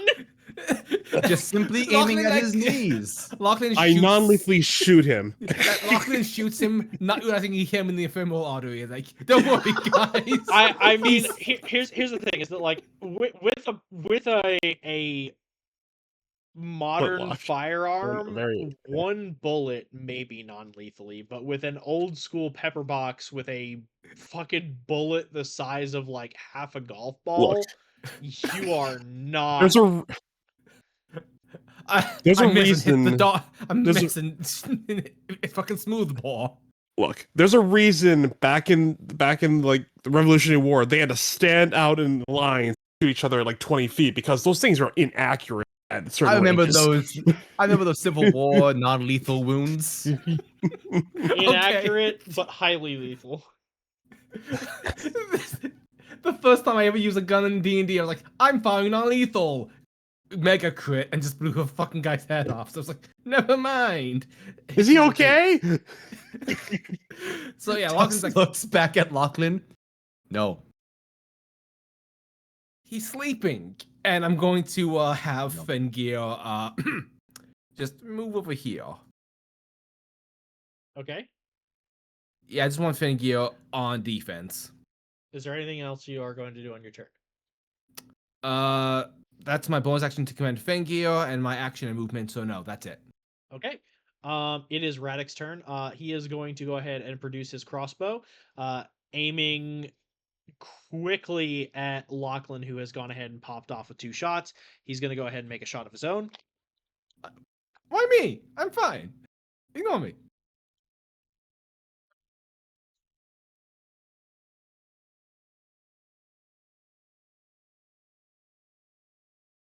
Okay. I don't like that. Mowdy, I need you to roll me a luck check. That's just a d20. Don't add anything.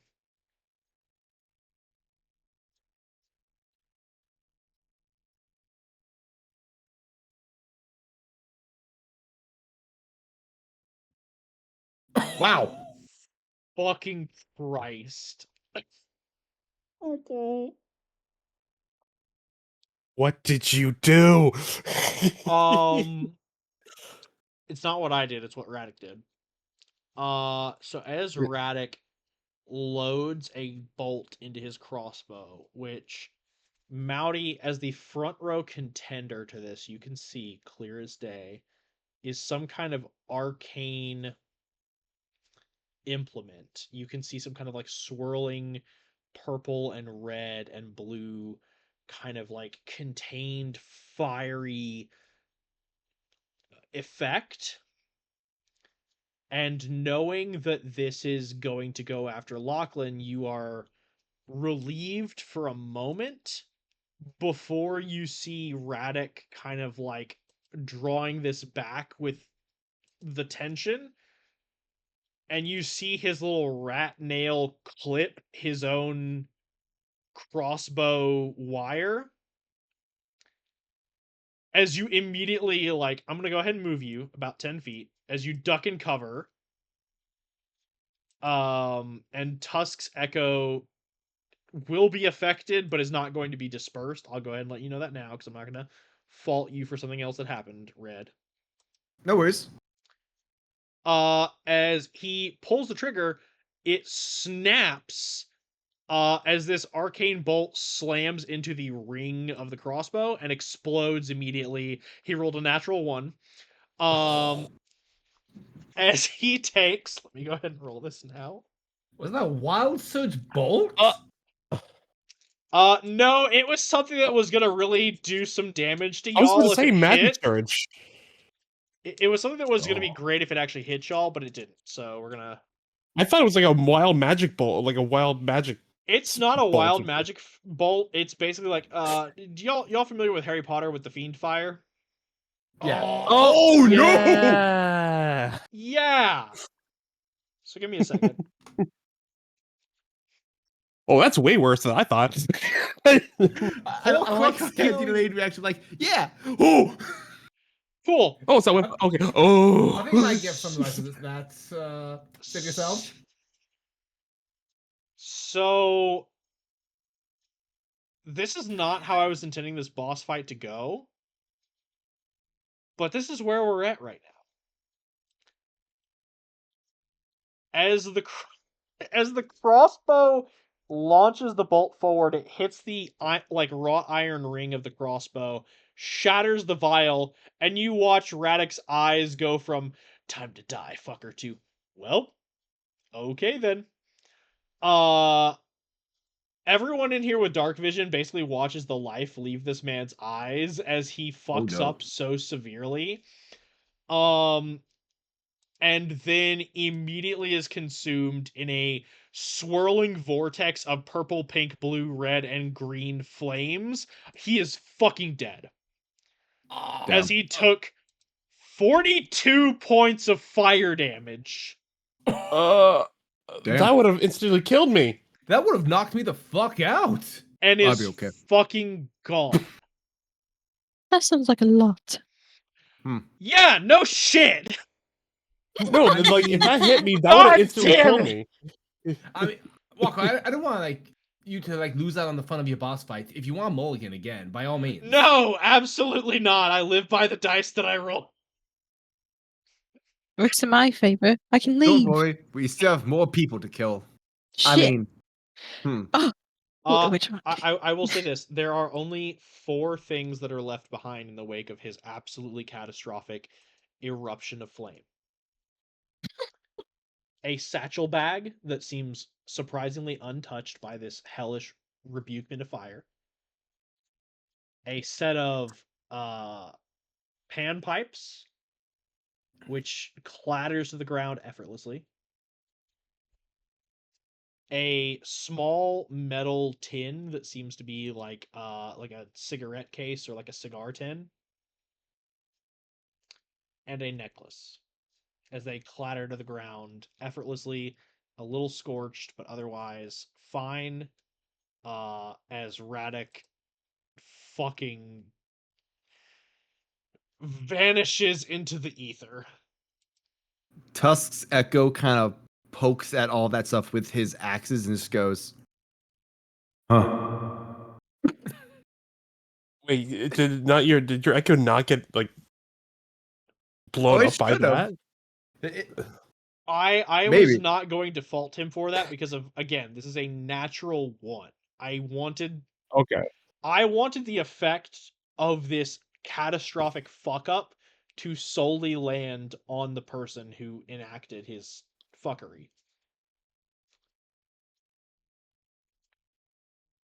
It would have been So, funny if it's like he fired it, like Tusk's Echo intercepted, and that's how it happened. We could vote with that too, but I totally Tusk's Echo understand. just goes, ah.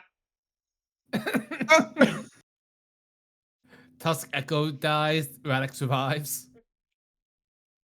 But yeah, there we go. Thank you.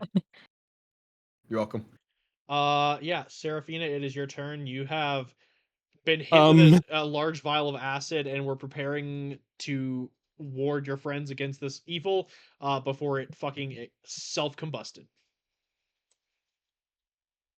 So that changed my plans, obviously. Is this guy alive? He's unconscious. Levelian knocked him out. He is completely out of the battle right now, like just down. The only people you have to worry about are the people that are down in this channel, and the person that was guarding the exit. All right. We need more people to kill. Since I still wanted to do this because I thought it was gonna be really cool, but all right, I'll head back this way since that's dealt with. 15, 20. I'll go. I'll go here. But before I do, I cast spiritual weapon, and it's gonna be a arcane blue longsword, Okay. and I'm gonna give it to Fengear, so he can be Sif. Dark Souls. Like Yes, 100%. instantly. As Fengear bites down on it, and because again, spiritual weapon can move on its own 20 feet, Fengear just kind of like Yeah. bites down on it and then just like gets floated off the ground by the sword. And He's so just, you just watch as this dog is hanging limp in the air, He floating doggy to a magical paddles in the sword. sky. Yeah.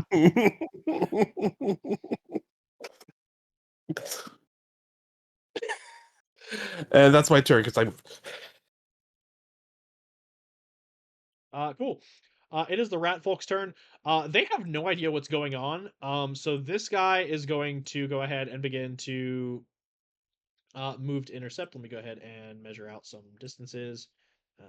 So he's going to make a full dash action to get up to Sarah. Isn't going to be able to do anything, but on his next turn he will. This one's going to move up onto Sarah. Is going to take his attacks when he gets the chance. These guys. Oh god, actually I have to think for a second because are they going to run in at the same time? Hold on, what's the movement speed? Now he's going to have to dash. Lachlan, I have a question for you. Yes. How much gunpowder did you use? I was thinking enough for a small grenade, so I think a standard grenade is like 2d6, if I'm not mistaken. That's how I used to run it. Let me double check. It depends. Some grenades can be rolled as 2d6, others can be rolled as 4d6.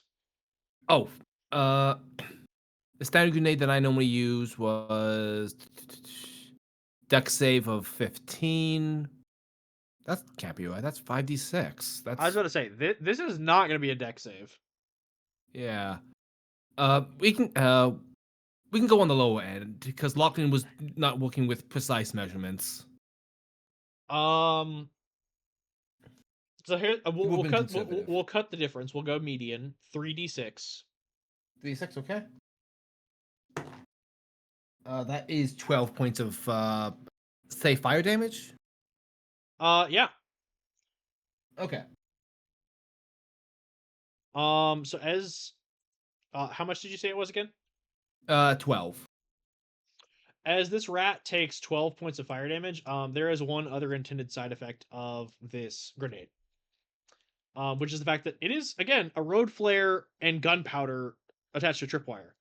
So this thing runs through, trips it, and it explodes. Also, have a good night, Star. Immediately blinded and deafened by the road flare going off and the grenade booming in this tiny ass tunnel. As this were rat kind of like goes ass over tea kettle in this fucking tube and has to crawl across the ground just to get close to the exit. As it is like stunned, confused, and just otherwise disoriented. I'm going to roll the one attack I have for the only were rat that actually gets to do shit.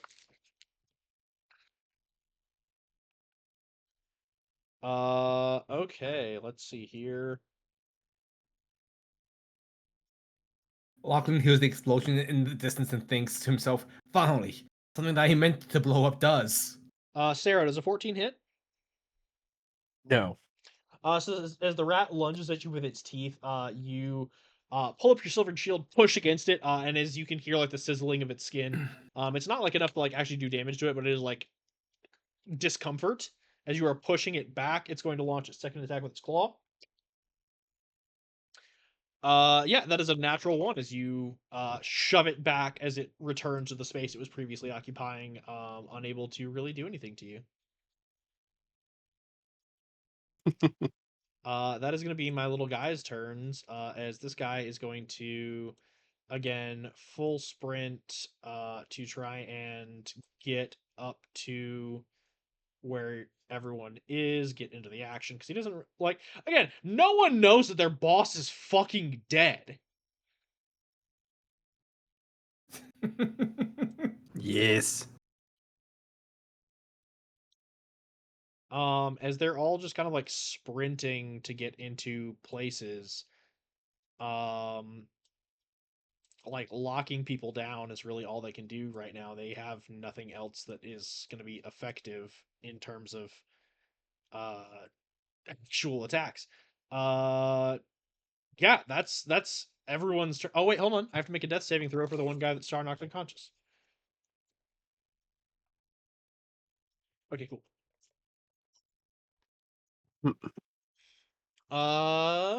Mouty is up.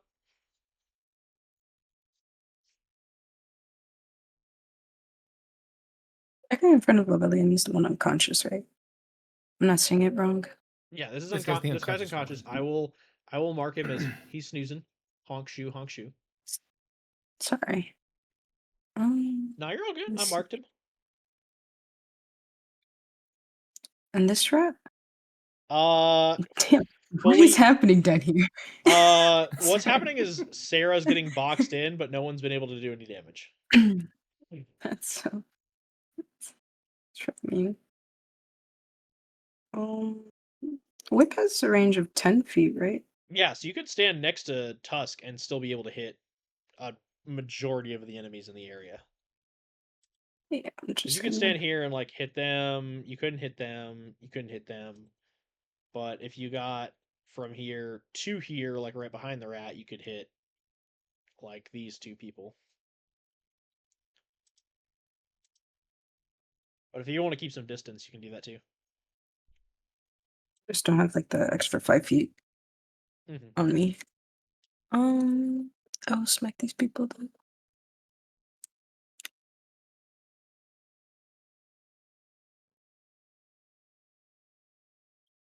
Oh, 12 doesn't it?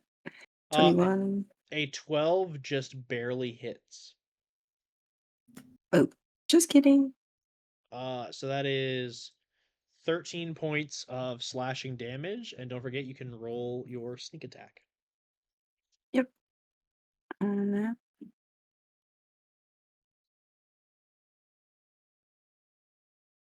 Yeah, for 5. as you unleash these whip attacks on this were rat, no longer having to worry about the boss, just zeroing in on this cannon fodder, you fully bloody this rat in one turn.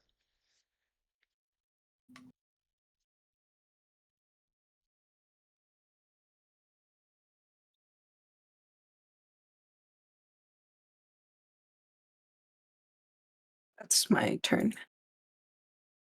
Okay. It is Levelian's turn. Trying to keep everything in line with how Star wants to move with the character. She is going to move over here to get better line of sight. She's going to bonus action Bardic Inspiration on Tusk. So Tusk, you've got Bardic Inspiration. Yeah. Was that And D6? then, huh? Is that D6? Should be. Okay. Let me double check. I can Yes. check for you. Huzzah. Yeah, because y'all haven't hit 5th level yet. And then she's going to launch an attack at the guy right over here, because this person's wounded already, and again, she doesn't want to do anything lethal, so she's going to shoot for the person who's not been hit yet, and just try and like wound them in the hopes of not lethally doing damage.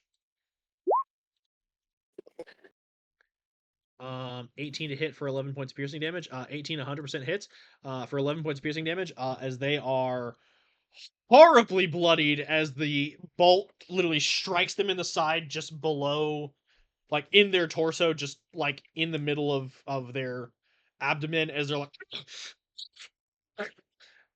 as Lefelian, I'm just gonna assume, immediately starts like apologizing, but is also like, "You're bad people."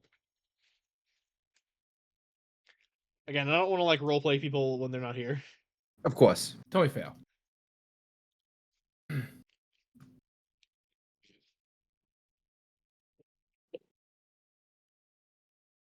That's their turn.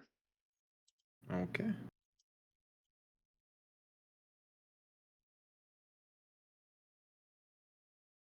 And remind me, we found them with drugs and weapons. Yes. You found them with drugs and weapons and other stuff that you were going to investigate after you dealt with them. All right, and we're here because people have been going missing. Yep. Okay. And Lev just shot this guy. Just shot the person to the right of Sarah, hoping to wound them. Lev is still moving for non-lethal. Now, as far as I know, after the last discussion y'all had, like, Lev didn't want people to get killed, but I don't remember the full conversation that y'all had. So I know that Lev is trying non-lethal. I don't know if they were firm or kind of like infirm in their request that you all do the same. They made the suggestion that we should try. Tusk has his own thoughts, however, as he moves in. And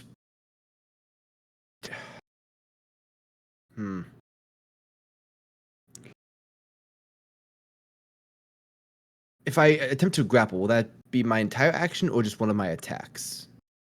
So you've moved.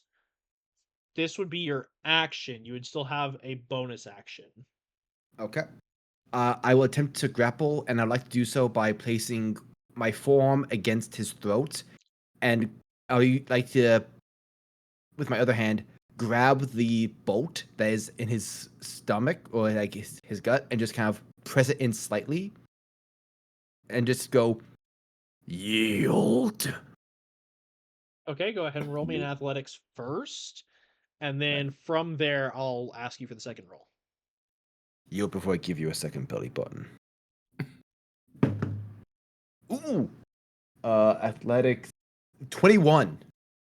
So 21, he is grappled. You have superiority in this moment of like physical overpowering of him. Now I need you to make me an intimidation check. You make this check with advantage. Woohoo!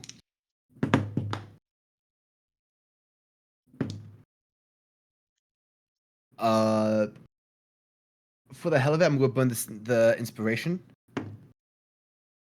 Oh. So that is 17 plus 6 plus 2. So that's 25. Okay. You said burn the inspiration. What? I was confused. Oh, I'm using the inspiration on this that Lav gave me. You said that. Oh, bardic inspiration. Sorry, I was like, huh? Sorry, I thought Yeah, you no, were I talking mean about like bardic the luck point. Yeah. My bad. Yes, No bardic worries. inspiration, easily burning it, 100%. This guy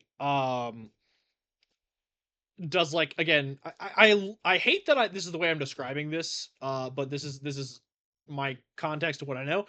He does the cat thing of going limp. And you just easily kind of like muscle him down, and he does not resist in any way, as you are basically like, if you want to like tie him up, restrain him, however you want to do, you can all do that as part of the same movement. I'm not going to have you do any additional actions for that. Like, this guy is out of the fight.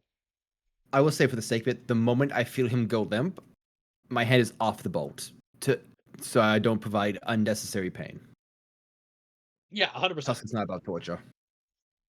And again, like if you decide to like tie his hands behind his back and then just like remove the bolt, whatever you want to do, or you could even remove the bolt after combat, you could just leave it in for now, because again, Right. you don't want to cause unnecessary bleeding. He's out, so you can restrain him Right. however you need to. Bonus action, I like to kick that rat. Yeah.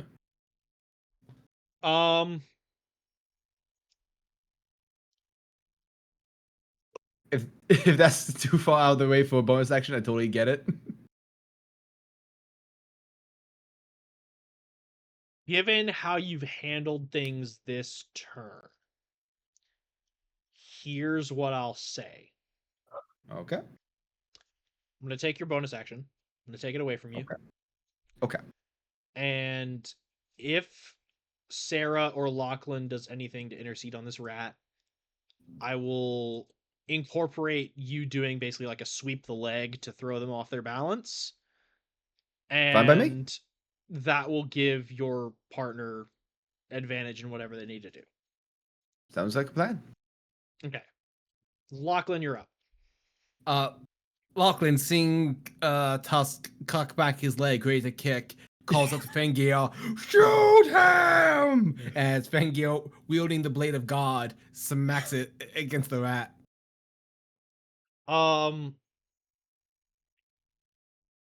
Okay. So this is kind of where we run into a weird thing, because again, like, that is Seraphina's spiritual weapon. However, you both go flavor. in. No, I understand. You both go in initiative next, so I will say that, like, yeah, 100%. If Sarah wants to go ahead and burn her bonus action now for that, like, done deal. Yeah, I'll allow it. Yeah. So go ahead and roll me the damage for spiritual weapon, like the attacking damage for spiritual weapon. I had planned for something else. Fengir is smash. Fengir, wielding the power of God in anime. He adds +4 to his attack, so this is 16. Okay, that hits. Now, again, normally this would be, again, spiritual weapons attack stats, because this is the spell that's being. Yeah, I'm assuming that Zim is rolling damage then for spiritual For weapon. damage, yeah. Yeah. Cool. So Yeah, normally speaking, Zim would roll attack and damage, but we're gonna circumvent that. that's a lot of damage. My question then is, are you doing this non-lethally, or is this the full intention of like this were rat has got to go? I would say it's up to Fengir. Okay, it's a were rat. I thought I was going at this with the assumption that it was just a normal rat. In that case, any of the rat tokens non-lethal. on here are like fully were rats. They are Gotcha. like. In that case, with that context, Lachlan's going for non-lethal with Fengir. Okay. To the best of Fengir's abilities with the aided spell of Sarah, like, this is about as non-lethal as it's gonna get.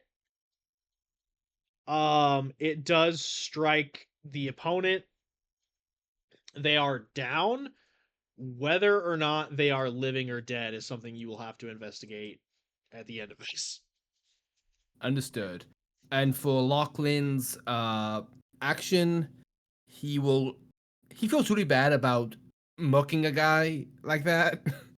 Especially he knows like a lot of the party wants to avoid unnecessary bloodshed if at all possible. He's still making death saves, right? This guy over here. Currently speaking, yes. Can I spend my action to stabilize him? Yeah, go ahead and roll me a medicine check, please. Oh wow, that's actually really good. Goddamn. Uh, medicine was fucking okay. There it is. 15. Yeah, he is stable. He's still unconscious, but he is stabilized. Woohoo! And Lachlan is just going to 5, 10, 15, 20, 25 run down here to lend some support. Okay. Sarah, it is your turn. This guy's where at, right? I'm sorry. This guy right here's where at, right? He's human. Any of them that look human are just regular bandits. Any of them that look like rats. Yeah. Now, Got it. where rats? Okay. Got it. I had one, but then I thought something else interesting because we still need the information about the kidnappers. I'm gonna risk an attack of opportunity. 10, 15, 20, 25. I see this one. He's like, you're gonna tell me where all those that kidnapped went. And I grab him, push him against the wall, and I'm gonna yell, "Speak in Celestial!" as I cast. I'm sorry. You're kind of cutting in and out because you're kind of topping really? out on the mic. Yeah, it looks like it sounds like your mic's changed too. Yeah, it sounds like you're topping out. Oh, did it? Oh gosh. Well, hold on. Give me a second, guys. Yeah, so sorry, man.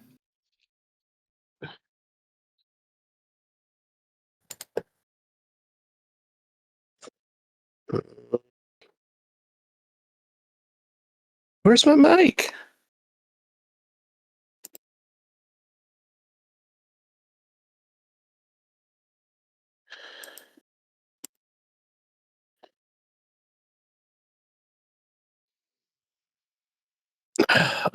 Can you hear me? Yeah, we can hear you. Yeah. Is it better? It's still Feels kind of about the the same. same, but you're not Yeah. like topping way out. You're just kind of. Give me a second. Let me just check something. Okay, it changed names. My mic changed names. What the fuck?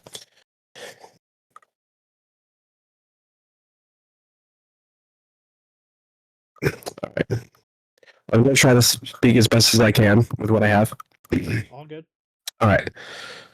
So, as I said, I'm going to risk the attack of opportunity to walk up to the human,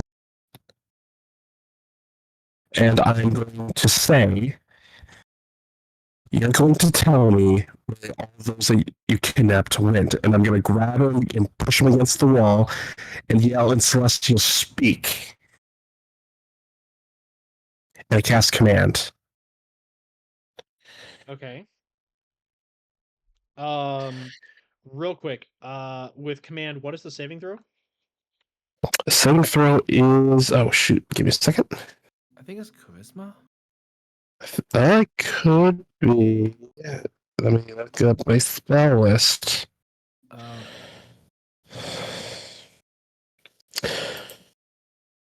Command. Wisdom save. Wisdom save, yeah. Okay. That is a 16. That's just my DC. So he is not compelled to comply with you. However, it seems that given this situation, he still complies, given kind of like what he's hearing and seeing, and just says, "The boss keeps fucking records." But as this is happening, I'm going to ask you something real quick. Does an 18 hit your armor class? It does. Okay, roll me a Constitution saving throw, please. Oh. Oh.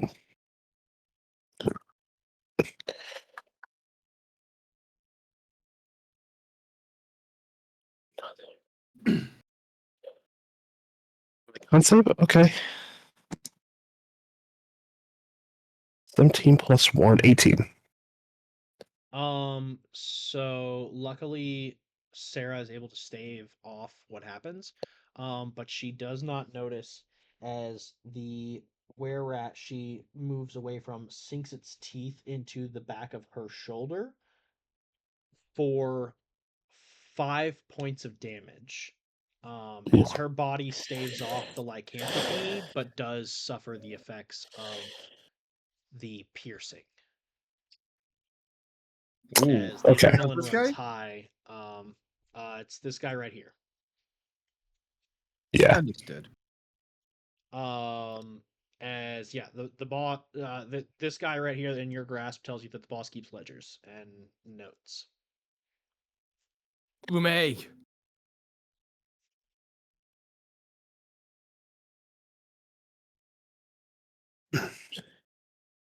Hmm. I'm not sure if I can continue the conversation with one turns.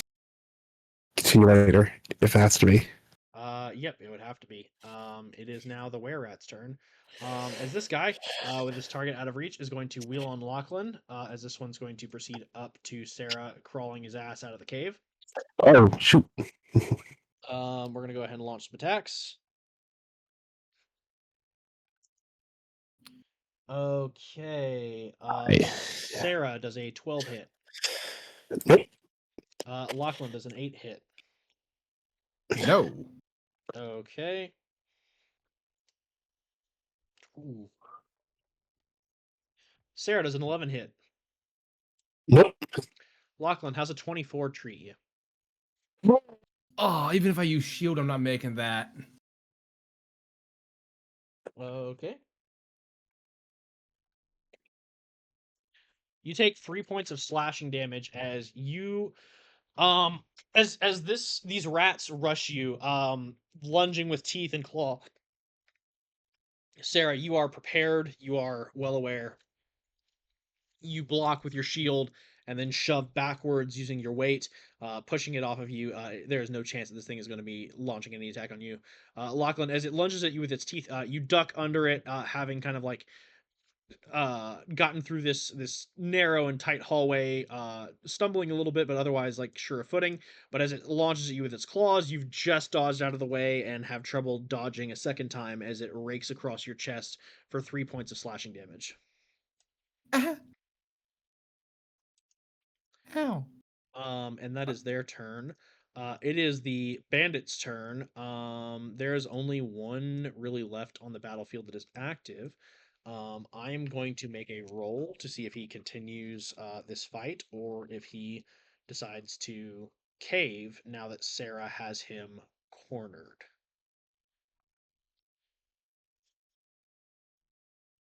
Okay. All right. That's right. Huh? We had temporary weapons. Still cutting in and out for me. We had temporary weapons. I completely forgot. Copy and paste it into the chat. We're having a hard time hearing. I'm you. oh my it's, gosh. It's just nothing but static and garbled. Like, No. You want Give me a to try? second.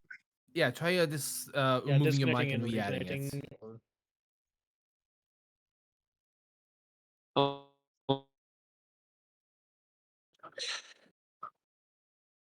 Hello? Hello? Hello? Hello? Hello? Oh yeah, my you're god. coming clear now. There we go. Holy shit, that's so much better. Okay. I was saying, I forgot we had temporary hit points. We did? Oh, temporary. hit- Yeah. Oh, Jesus Christ, we did. Wait, what? So I'm not as bad as cheap as I thought.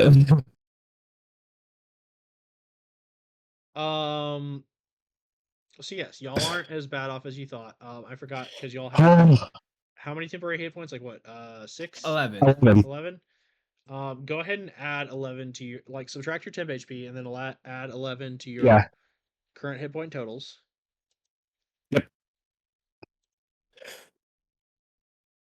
You know that. In that case, that flashlight he threw would not have downed me at all.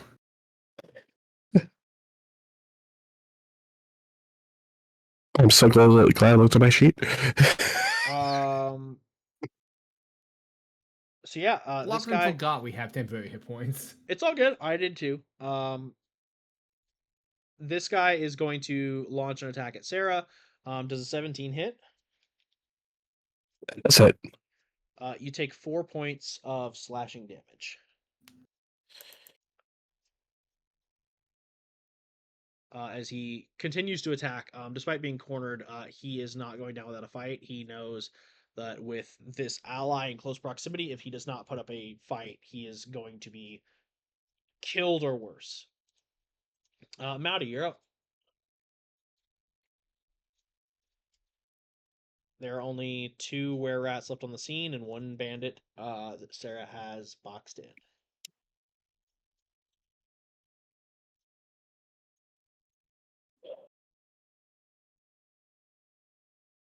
Is he gonna be moving or has Well, he yield? it's not their turn. They're kind of just where they're at.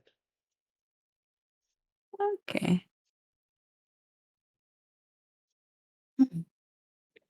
I can run in and back. I can run in here if you handle this thing in front of Lachlan.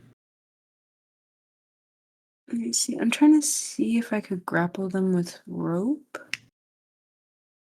Get them restrained already.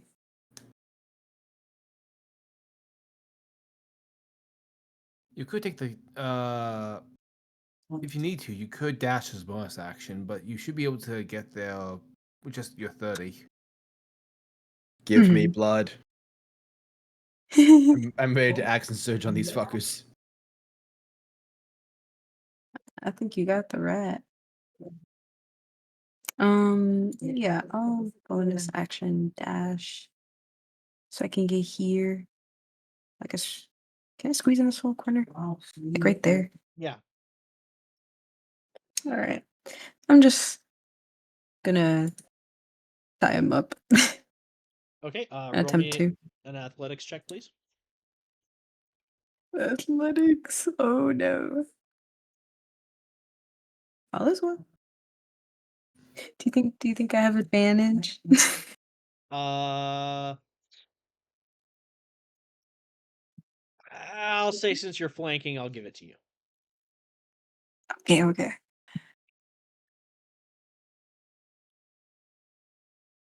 Ooh. So for a 21 natural 20, 100% you have easily been able to grapple this person. You can tie them up and restrain them if so choose. The more you talk, the better, I think. Cool. I'm going to go ahead and remove the bandits off the map. They are Dunsky. It is just y'all and the were-rats now. Is there anything else you can do on your turn, or is that it? That's it. Lavelian is up. Lavelian is going to go ahead and, seeing Mowdy sprint off, move forward. Seeing that Mowdy's tying this person up in the corner over here, is going to throw a Bardic Inspiration Sarah's way.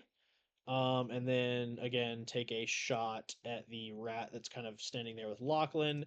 Again, not hoping to kill anybody, just wing him a little bit. Sadly, a 7 does not do it, as it kind of flies loose and disappears into the darkness, as that is their turn. Looks over to Lachlan. You got that thing. Aye, that should be fine. Okay. I'm a sprint at the rat behind Sarah and just leap and do 2 slashes at him. Okay, go for it. Okay. Whew. First bad roll of the night. 8. That misses. Second one is a 20 total. That hits. Okay, so that's going to be 12 points of damage. That certainly does some damage to him. Action Surge. Okay. Now, do I get my second attack back as well, or is it just the one attack? Because the second attack requires my bonus action. Just the first. Because if it requires Okay. a bonus action, it wouldn't be that. If you have the extra attack feature, then yes, you get the 2. But Understood. if you're doing like an offhand, no. Just want to make sure because I know some DMs do it differently. Yeah. I am one of Okay, those DMs because I like the punishments. That is going to be a 17 to hit. 17 hits. Okay. I am not, but that's because I already gave you all the movement shit. Oh yeah, dude, you No, that give us makes so sense. much already.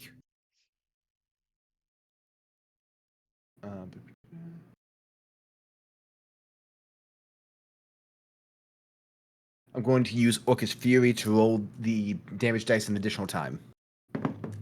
So wait, hold on. Was that a crit? No. This Okay. is something different. This is the feat Orcus Fury, where I can roll Okay. the damage dice twice.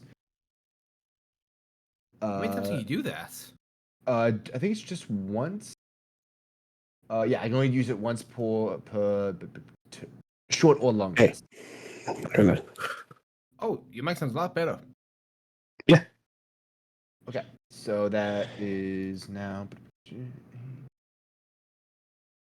14 points of damage. I am not going non-lethal on this one. Yeah, it's fucking dead. No biting. As you fucking reduce it to rat paste. I believe that is your turn. I just call over to Lev. He tripped. I'll let Star roleplay that later, but I'm going to assume Yeah. that in this moment Lev frowns, and Fair we'll enough. tackle that later. Lachlan. Right. So, Lachlan's saying, "Yeah, I got this," lying through his teeth like a liar would. Just reaches out his hand and goes, "We could rule them like gods." Shake my hand, and as he reaches out and grabs him, he just casts shocking grasp. Make me a deception check first. And Oh no, I'm just foremost. reaching out and just grabbing him. No, I that- understand. This is what Oh, I just for need you fun? to do. Okay, that's a 3. I am using the luck point you gave me at the start of the game for this. Yes, go for it. Yes, correct of you. Morally correct of you. When you commit to the bit, you commit to a higher calling. That is a 14. Okay. I'm going to tell you this now. Yes. You do not have to make. So, Shocking Grasp, is it an attack roll or saving throw? It's a spell attack roll. You do not have to roll an attack roll. I just need you to roll me damage. Oh my god. 1d8 lightning damage. That's an 8. Cool. As you say, we could rule them like gods, and this rat fails its insight against your deception. It takes your hand,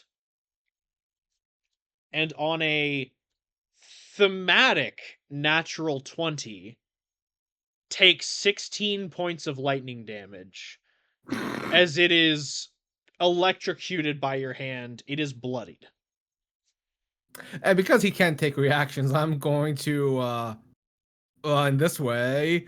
Task! Yeah. 5, 10. Oh, let me just double check the measurements there. You said you had it. I lied! Why? That's kind of where I stay. Oh, Okay. Bonus action. Bonus action Fengio is just gonna be like, Okay.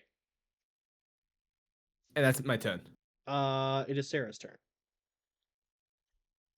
Besides, as you look, Maury, I was trying to get information. She's gonna walk toward back this way.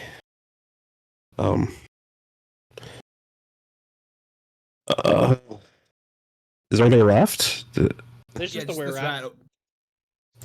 15, 20, and that guy's alive, right? Yeah, he's Uh, stabilized. We have So four guys so alive. anyone with the red X's right now are currently unconscious. Let me go ahead and mark him with a red X just to go ahead and let y'all know. And that way it's easier. So anyone who's got a red X is like either unconscious or incapacitated, and can be dealt with later.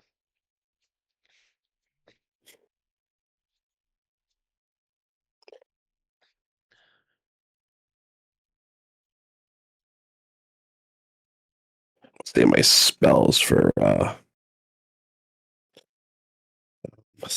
healing later. So I'm gonna try to I'm gonna non-lethally use my mace to strike down this Gotcha. where at. Oh god, this is such a dice. So 15 plus That hits. yeah, it was 18. So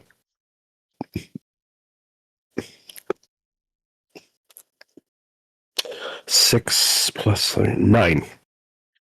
9 damage. He is still standing. Don't forget, you still have your spiritual weapon in Fangir's jaws.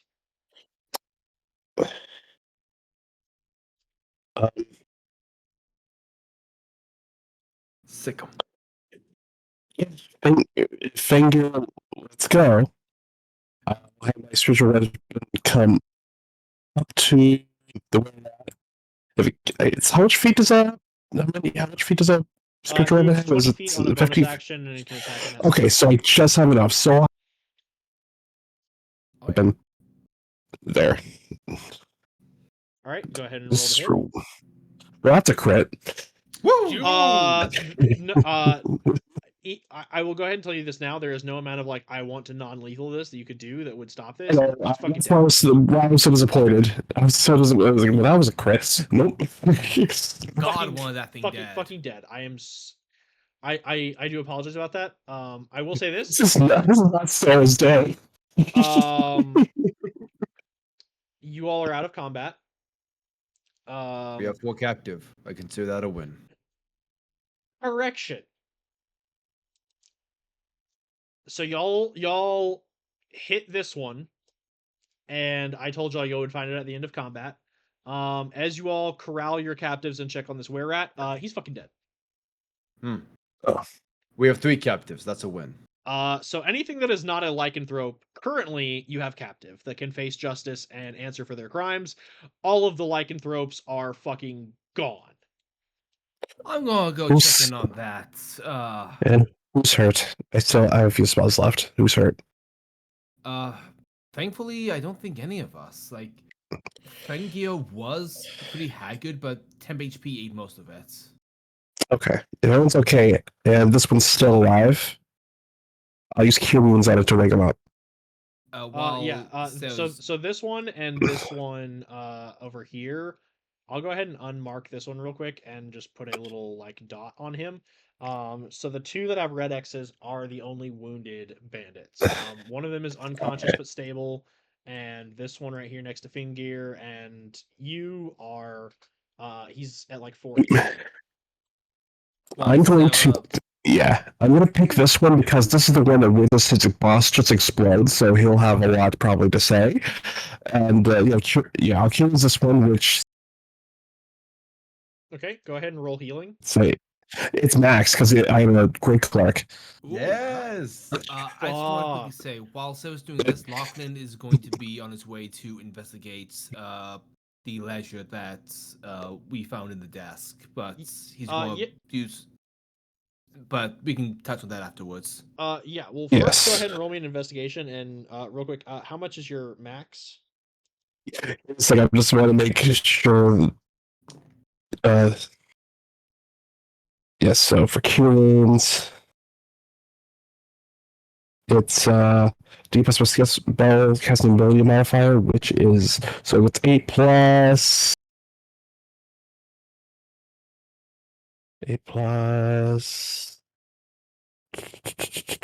5, so 13. Can you just add something right quick? As Lachlan leaves, Tusk is picking up all the loot from Radek's body and just like, hey, Lachlan, can you look at?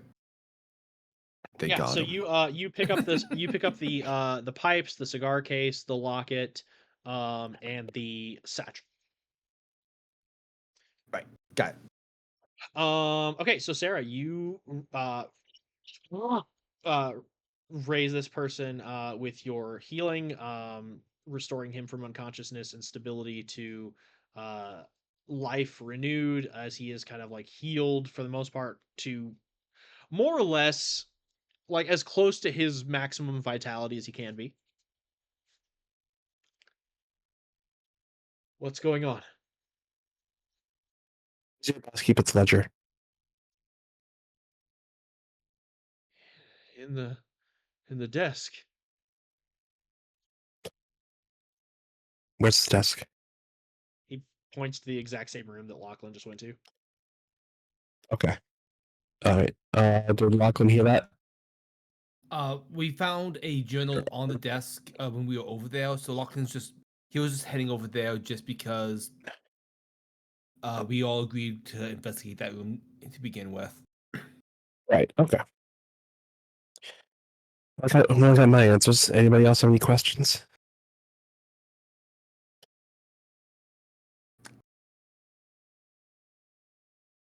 What So have you guys been up to? Like, what other things have you been sent to do? and why? For who? We just do whatever the boss tells us. Shit. I don't Okay, suppose but there's enough left for Speak with Dead. Ooh.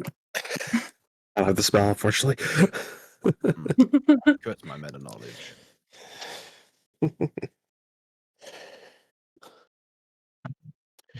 I mean, You look supplied to. Yeah. Go ahead. we Go ahead. You were to speak. yeah, no. We I mean, we run different stuff. We're mostly smugglers, but I mean, the boss has bigger ambitions. Just check his desk, check his office. Fuck.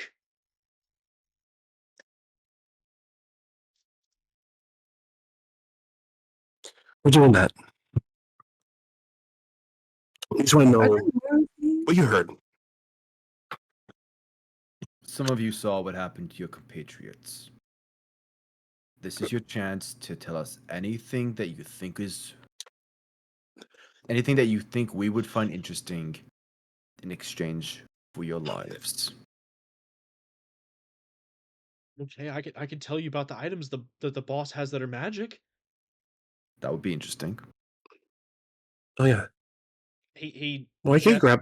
he gestures over to the got stuff them. that Tusk picked up, and he goes, "So those pipes right there that you have, the pan pipes.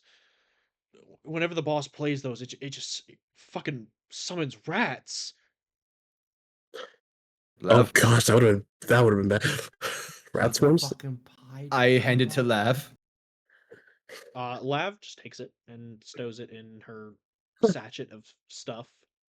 Yeah. Any others? The bag.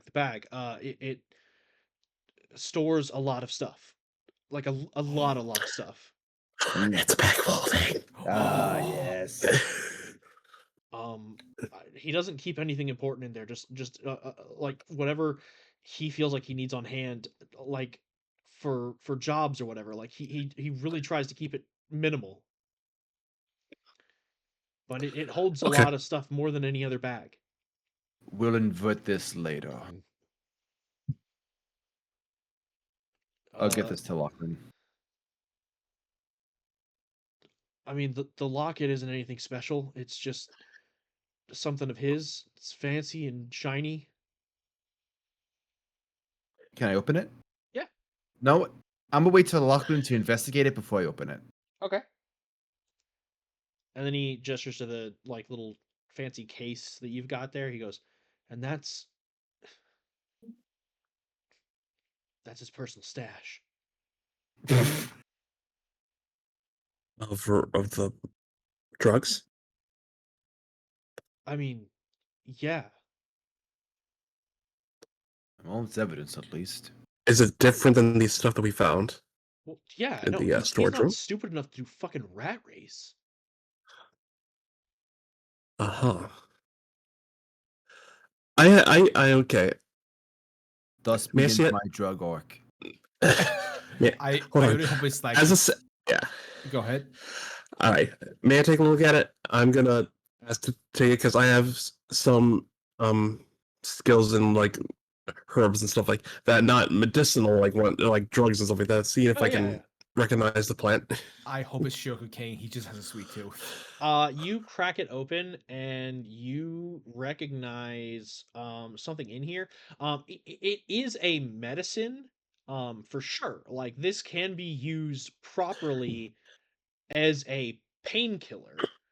Um, Specifically, it's used often in dwarvish colonies because it comes primarily from stone. It's called dwarvish sweet gum. Um, because Huh. kind of like how we have the sweet gum tree, they have a rock that naturally has kind of like a gummy consistency, that they can shave little bits off of, and it has a natural, almost like opiate effect where when placed along the gums or into the blood vessels, Tobacco. into hold on, placed along I'm the sorry. gums or into the blood vessels, it dulls pain, has a numbing effect when basically introduced to like biological organism. Huh. Okay. I sort of yeah. Okay. I sort of explain what this is. It's a painkiller then. Why Yeah. did he need? Why did he need painkillers? The guy looks at you and he goes, "If you, I mean, I don't know because I'm not one, but like these fucking were rats, man. Whenever they transform, it's fucking crazy. It looks painful as Oh. fuck. Like their bones crack, they shift, their teeth come out like fangs, Hmm. That does sound like very painful. and you saw the like he's always in like a half state. Yeah. He's probably at peace now. Good for him. Yeah.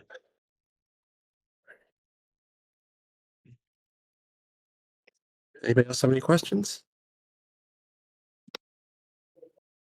Or was that it? Okay. Is there anything you don't want to tell us?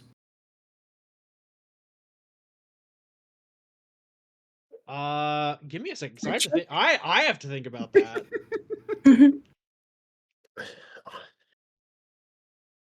One of these days, I just want to ask a bad guy, "What's the combination to the safe?" It's like, "What You know safe?" what? He I says don't know. that. He You know what? you ask him if there's anything he doesn't want to tell you. He narrows his eyes and he goes, "A lot." Okay, as actually he says that, I look at him and I'm gonna use one of my spell slots to cast command again and say honesty.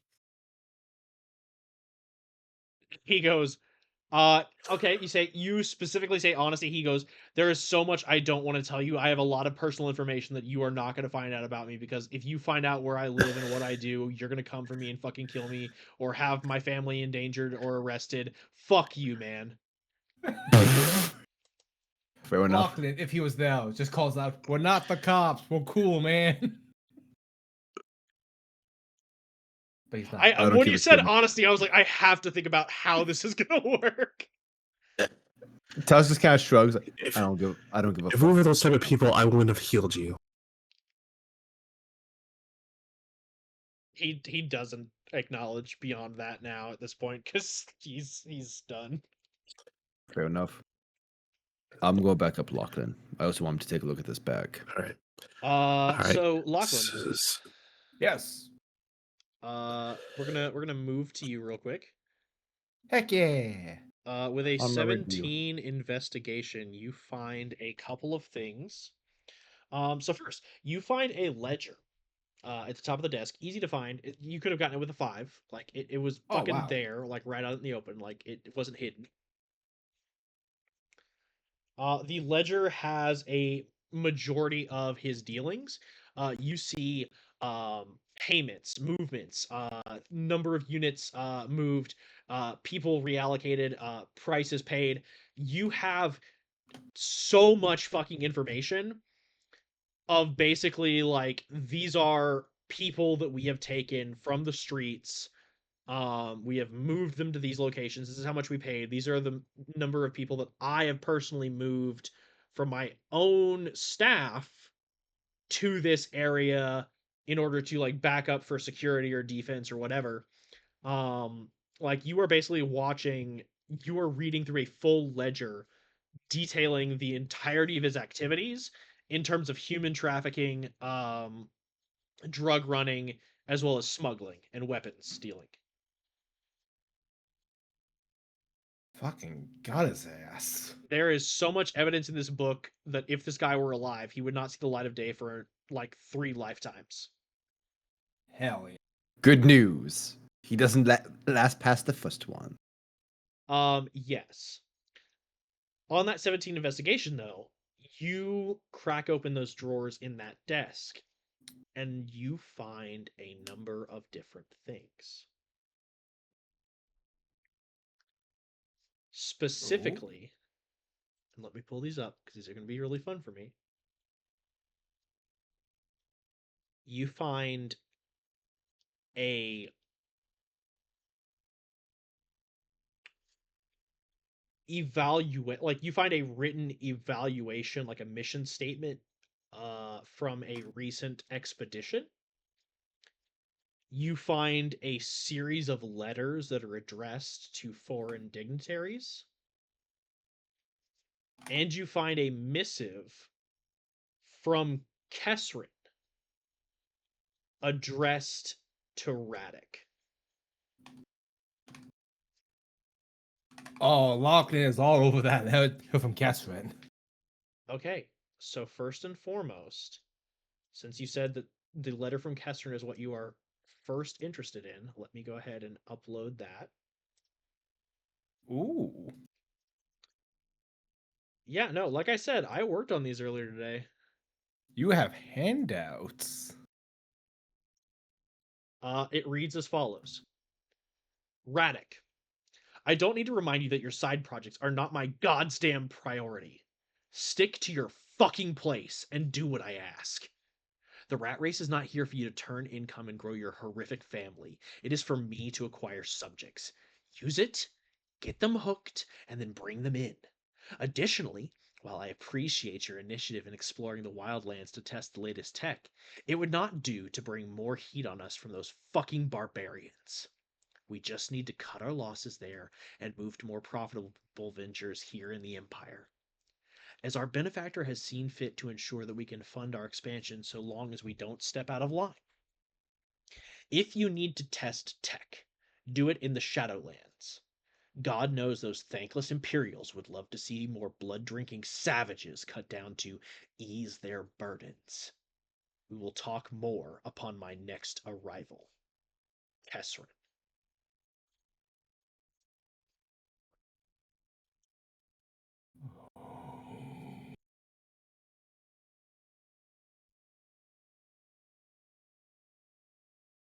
Lachlan's head is currently swimming, so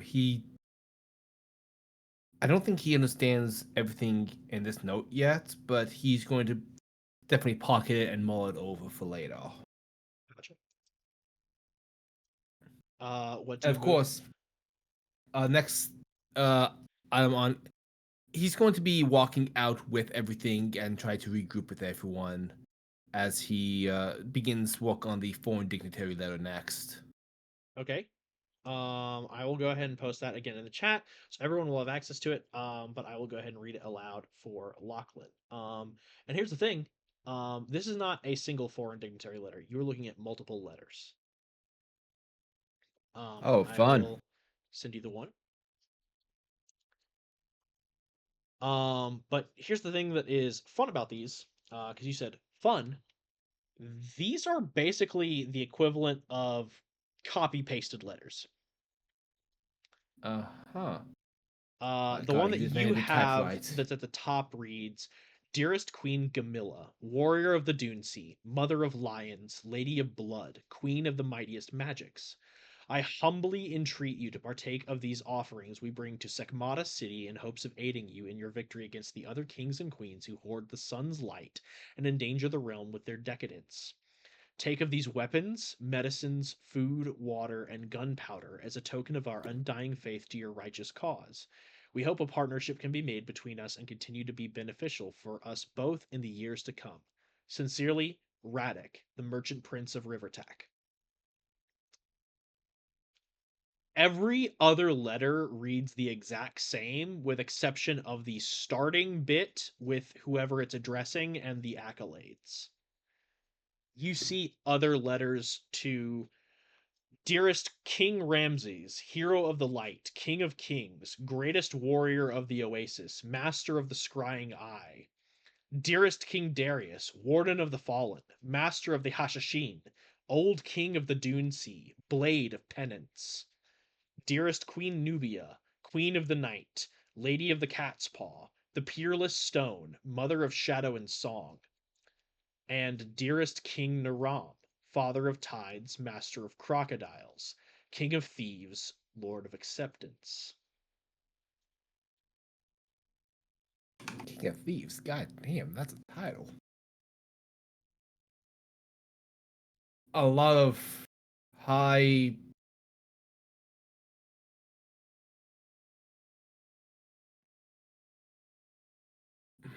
A lot of massive titles. Don't know who these people are. But I'm sure someone in the group knows. Yeah, I'll let you do a history check when you get back with everybody. Everybody will be able to do one then. Yeah, Lachlan is currently power walking and just sort of walks into Tusk as he's on his way out with everything before opening the final leisure. Bag. Ah! It's a magic bag.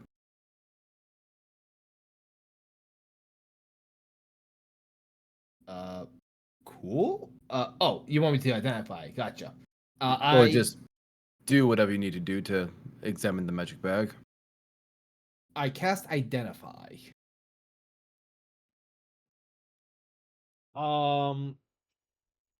Okay. So you cast identify. Yep. Yeah, it's a bag of holding. Lachlan's Haddock told me a bit about these things. Bags of holding.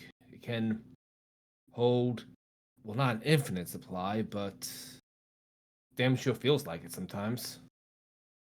Can you tell there's something inside it already? I think you have to turn it inside out in order to find out, but We'll do that when we're someplace a bit more safe. Also, yeah. there's this locket. Any question? Any? Can you tell if it's booby trapped? Would that be identify or just investigation check? Investigation check to see if it's booby trapped. That is a 20 total. 20 total. It is not booby trapped. However, there are two things that you'll notice as you get in here. One, Tusk. When you were here last with the rest of the group, you were at the back of the line. You were maintaining the rear, protecting everyone, making sure you were keeping up the defense. Now you are here at the front, at the entryway, at the door, and something's different.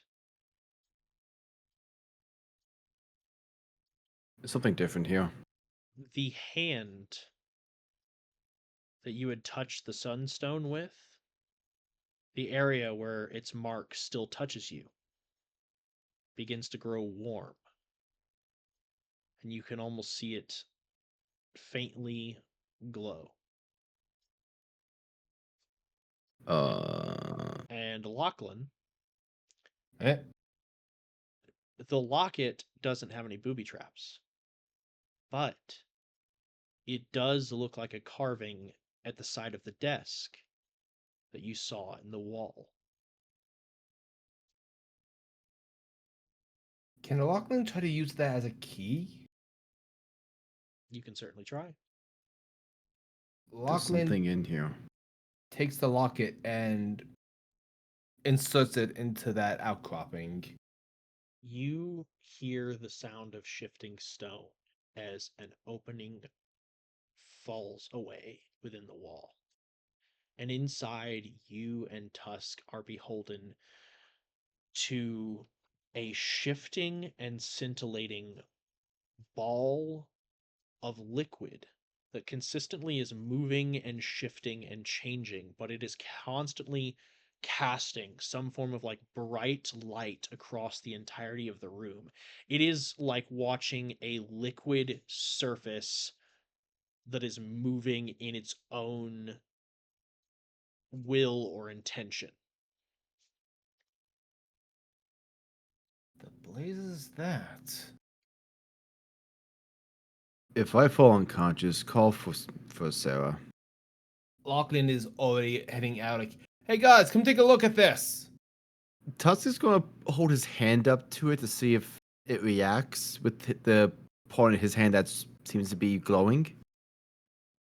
The mark glows brighter. It is no longer warm, it is tingling, like feeling the sensation of sun on your skin. Oh, that's nice. You feel the need to reach out and grasp whatever's in front of you. I need you to make me a wisdom saving throw. Okay.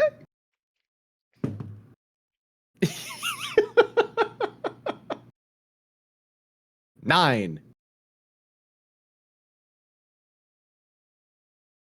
Okay. Tusk. Yes. You don't know what this is. You don't know much about it, but you know that you need to touch it. You know that in its shifting and undulation, its consistent morphing and unmorphing, you can see something reflected in its surface. You see, for the briefest second, your brother's face, and then an Oni tattoo. This has answers. You can find out more. You know that this will tell you what you want to know. Grab. You lunge out, and the second your hand touches the liquid surface, it shoots up your arm. I will say at this point, everyone has at least arrived at the entryway to see this thing basically like almost like liquid metal or mercury. Like you touch it, and rather than being a like liquid surface, like it passes through, it bends around you and then crawls up your arm. Um, and you watch as Tusk's eyes roll back in his head. Tusk, you see visions flash across your mind and hear a voice.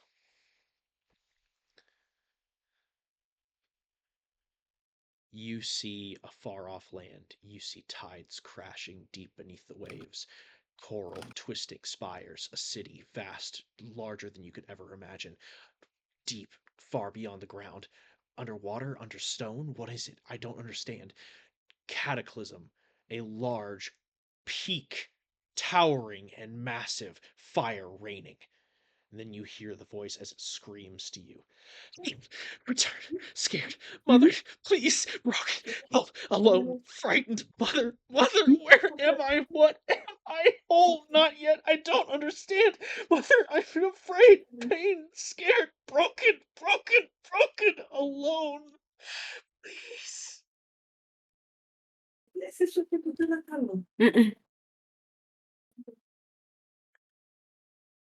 You take 12 points of psychic damage as it snaps away from you and returns to its kind of like undulating, shifting, watery form as blood begins to like pool from your nose and ears and eyes.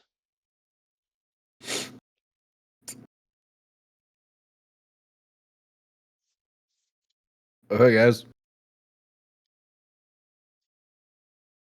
Lachlan is running over like, Sarah, we need heals Alright. over here. Yeah. I was gonna say I was on my way, but I wanted to let him finish the scene. Oh yeah, totally. I- Vengio yeah. is staying put to guard these guys. I'm going to. Okay. This guy's stable, right? Yeah, they're Everyone all, is stable. I will say Okay. that like Lave can watch over them, stabilize them, whatever. Like Lave has healing spells. Okay, I just want. Yeah, I want to make sure. I didn't want them. But yes, I'll be on my way, and I pretty much. I think I'll see that. Tusk is slowly reaching for it again. You feel that warm Unless I sensation grab across his your arm. hand again. He's done this 5 times. I grab. I try to grab his arm. I grab his arm, and I look at him, and I say, and I say, Tusk, stop right now. It has answers. Answers to what? Who is in the room? I think all. Maui, are you in the room too? I'll be in the room. Oh, hold on. I'll just The room where it use my happened. token. The room where it happened. Okay, I need wisdom saving throws from Lachlan, Sarah, and Mouty. Wait, Oh, no, boy. there was a trap. Why? Mine. No. No, it's mine. My precious. It's okay. We'll gain lore. Okay, more. 23. 23, 13. Oh, cool. My wisdom sucks. I got bad wisdom. 16. Okay. I say my wisdom sucks, but like Maui, my poor boy. Oh, So Lachlan, you see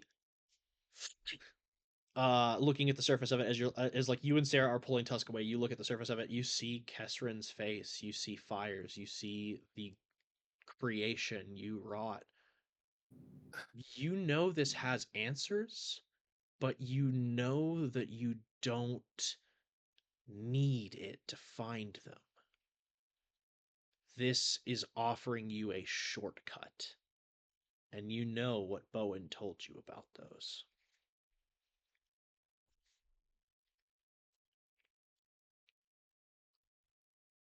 Right.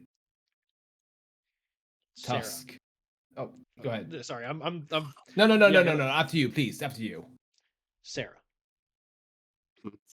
You look at it, and a 23 is great. Because you look at it, and you see the fires. You see citadels burning, chapels collapsing, screams of the faithful. This does have answers. But you don't need to pool it in order to find what you seek. However, you know that you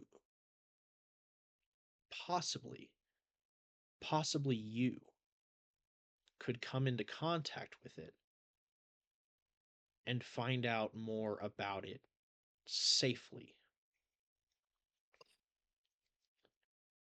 Mouty, on a 13, you see the statue, you see the incident, and you see your partner walking into the sunset.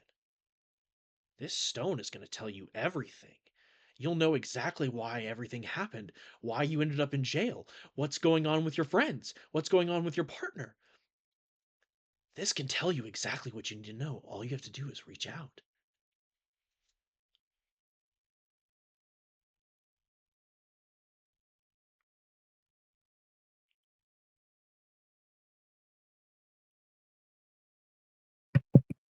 hey guys, do you mind? Touches it. Oh No, I want to touch it again. Hey. no. Lachlan, I was going to say, Lachlan not paying attention to Maui because to Lachlan, I'm Maui's trying to push them both, drag them both out of this room. Lachlan has. Well, you said like Lachlan has a hand on Tusk. I assumed Lachlan had a hand on Tusk, Sarah had a hand on Tusk, and I assumed like y'all were walking him back, and I assumed Sarah was like extending a hand to If stop Mouty, but Shocking Mouty grasp. also like could easily kind of slip it and try. Wait, what was Lachlan's that going to story? attempt shocking grasp to try to snap Tusk out.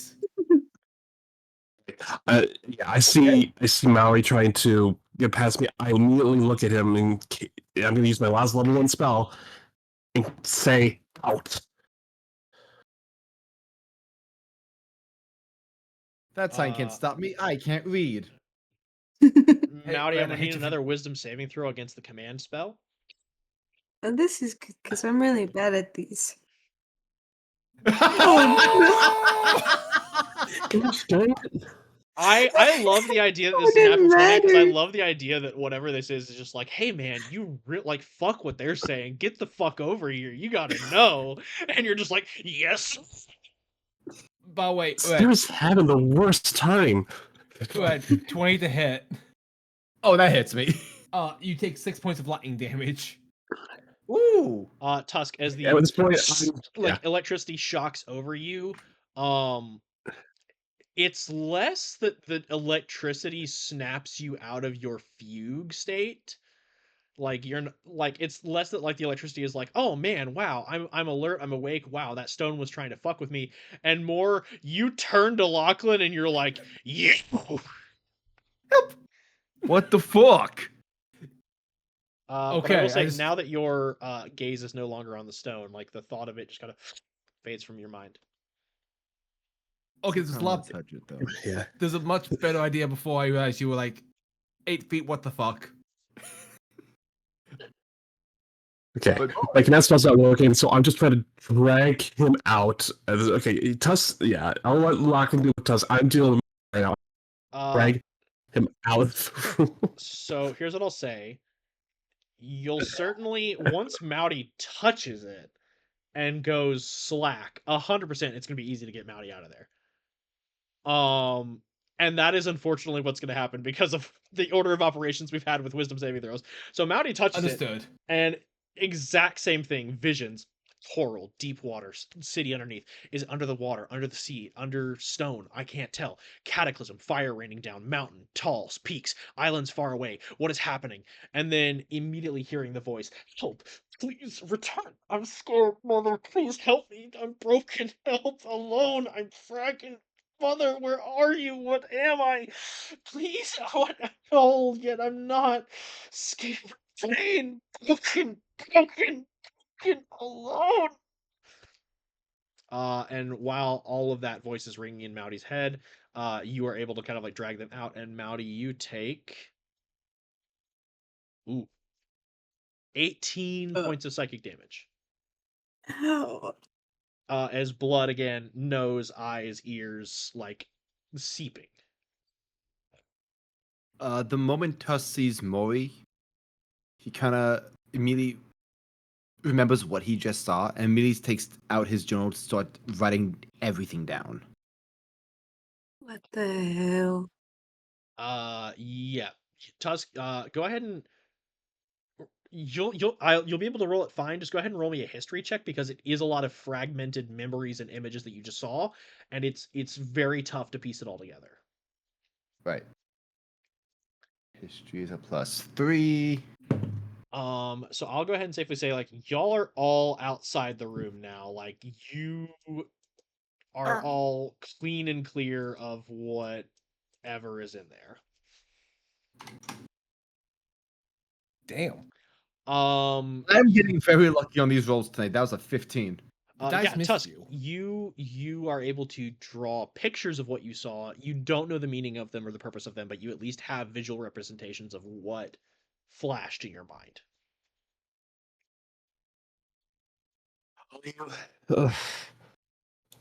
Stay here. All right? What are you going to do?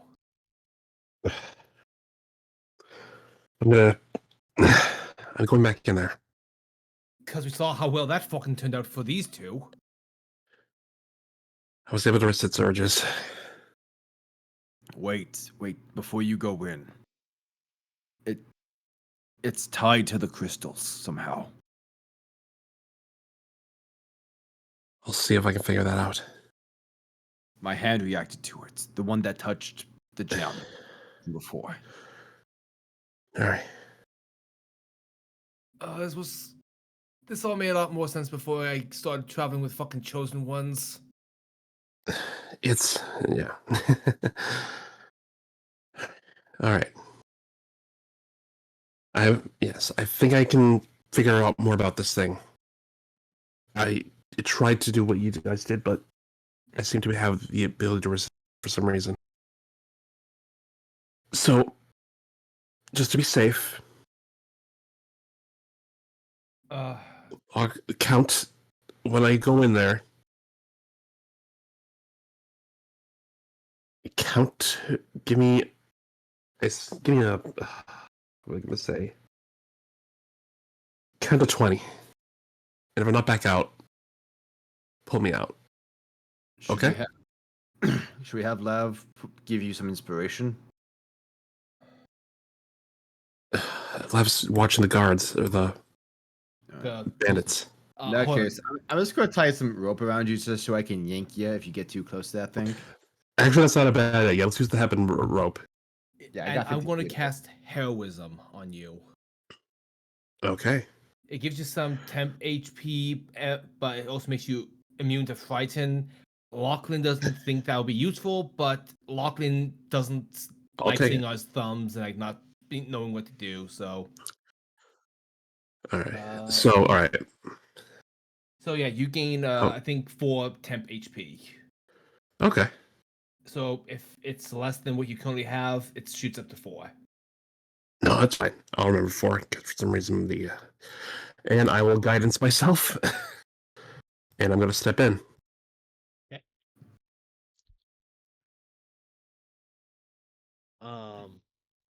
You see it there before you. And again, you succeeded exponentially the last time on the wisdom saving throw. So no additional save currently needed. You are able to approach it without it calling to you. You don't Yeah. feel anything invading your mind or influencing your decisions. I grip my holy symbol of Leia, take a deep breath, and I touch it. I'm going to need a charisma saving throw. Oh, charisma!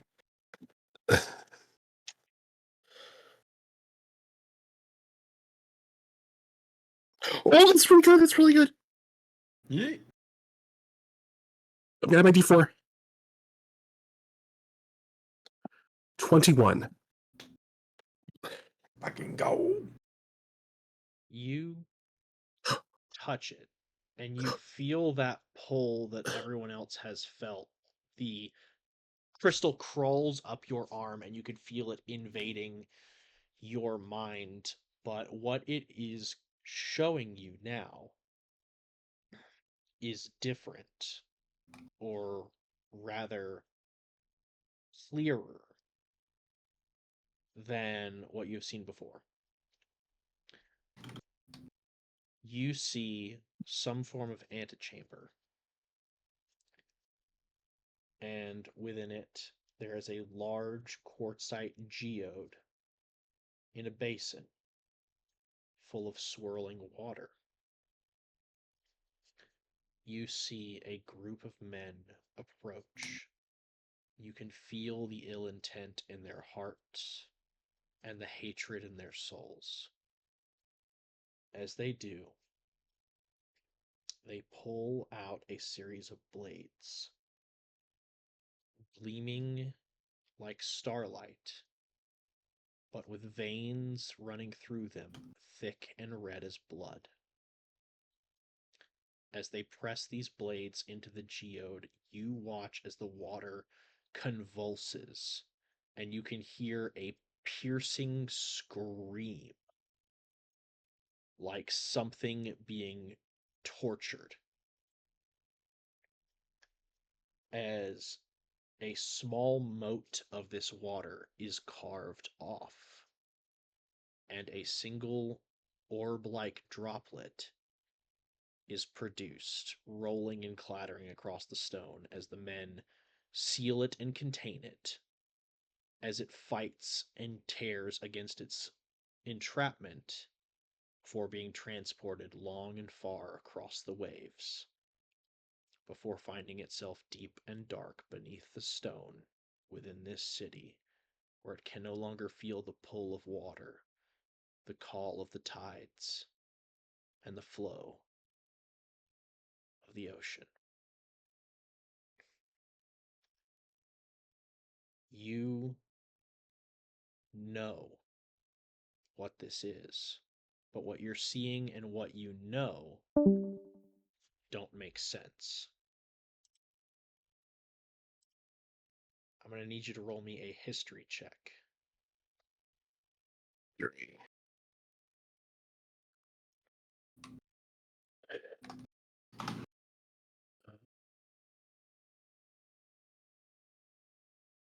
Mystery.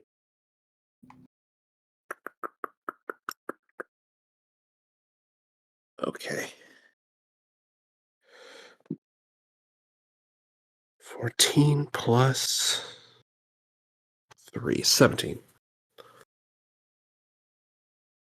What you are looking at in this vision and in what you're seeing and what you're touching now, everything about this thing that you are holding is reminiscent of the crystal of water.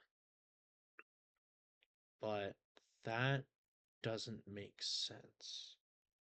Because as far as you understand from the teachings that you've received and everything that you've learned in the temple growing up, and from the teachings that you received when you visited other temples and spoke with other people that worship the great spirits and spoke about the deification of the crystals, you know that the water crystal, according to history that is taught at the church, was destroyed by the third demon lord because its appearance is almost identical to what you saw, a giant quartzite geode basin full of swirling water, the water almost like liquid crystal.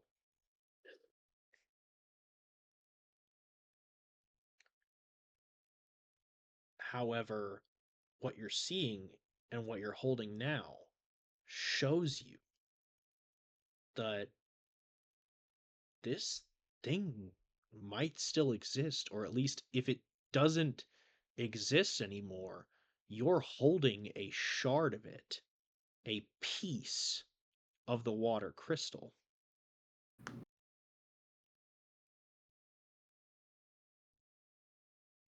And it stops moving, it stops undulating, it goes inert. It's not dead, but it has calmed itself, as it is now appearing as just a common crystal sphere.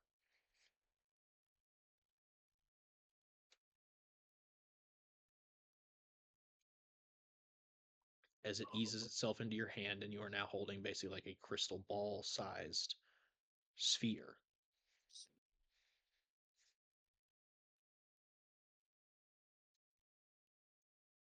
Huh. Everything okay there? It's been too long. I'm holding. Yeah, I'm yeah, I'm fine, I'm fine. Oh, we saved her. As I come back out, and I'm holding the crystal, like the spherical. Boy, do I have a lot to tell you.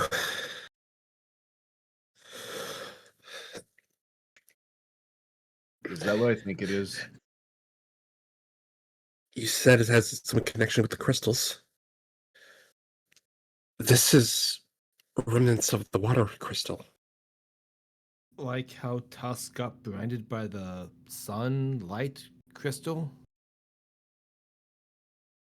Yeah, but I'm I'm not I didn't get a brand or anything, did I? Like not like Tusk at all. You did not get a brand like Tusk or anything at all like that. Okay. It is, Your crystal's intact. yes. Yeah. Yeah. Yeah, Well, that's it's good intact. news. This one. Yeah. Should I avoid touching it? The last one I touched died. Let's just be safe. Well, luckily, we have a bag of holding now. Oh yeah, we do. Yeah. The big guy holds on to that, I think. Are you sure? You're the. You might get more mileage out of it between the two of us. Also, might as well now. I invert it to see if anything else comes out. Oh yeah, we're gonna try and see if the bag anything. As you invert the bag, a few things pour out. Orphans. No. No. Clattering to the ground. Because in this chamber, like I said, you saw food, weapons, medicine, water, all the stuff that was in the letters Lachlan talked about, is in here, except for one thing, which comes rolling out of the bag of holding as barrels of gunpowder clatter to the ground and roll harmlessly across the wet and slimy tiles of the sewer. Oh! Followed by two other things that seem to be of importance.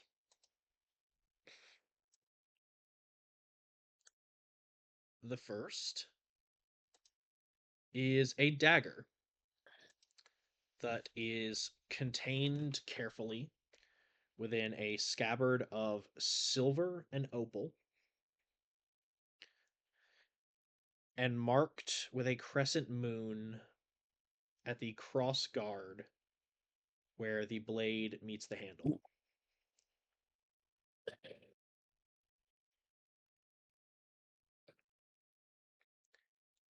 And the other item that is very important is a series of travel papers that, looking at them and seeing their marks, you see would allow you to travel quite far afield if you so choose. These basically have markings and imperial seals, allowing you all to travel into the lands of the Empire or beyond, should you so choose. We have his passports. Yeah. Yeah, but do we have real ID? We have an artificer on the rogue. We can forge anything. Yes, we do. That's true. Putting all the gunpowder back in the bag of holding. Good call. This could be funny. Lachlan will take the bag of holding. Like, no. I feel as though we need to trust we're more responsible with this now. No. Fine. I can do so many things. I can make so many things. I promise. I solemnly swear on my right arm, I will be responsible with this. On your right arm. Yeah, the one that I like the most. I made it. I swear on Fangio.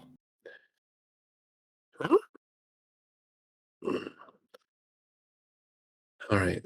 Well, but that reminds me. I found these ledgers. Looks like Radek was working with Kesserin.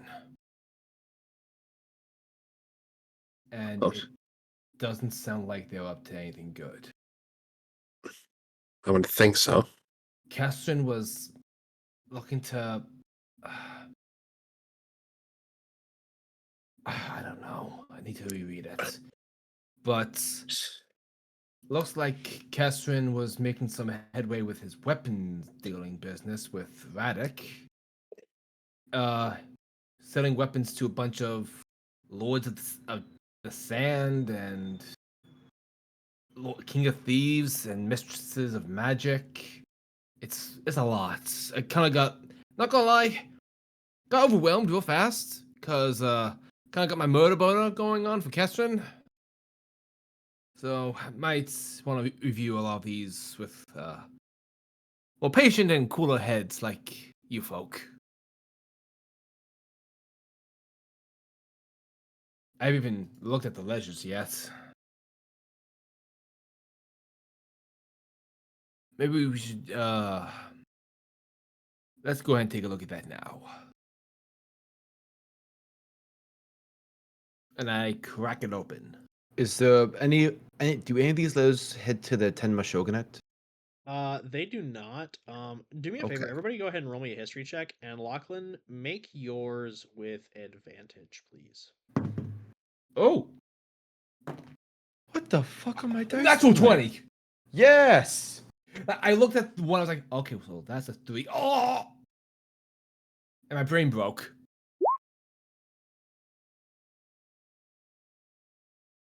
Hold on. What's Lachlan's total? Because you might need that. Oh, Let's see, 19, 22, and 26. Thank you very much.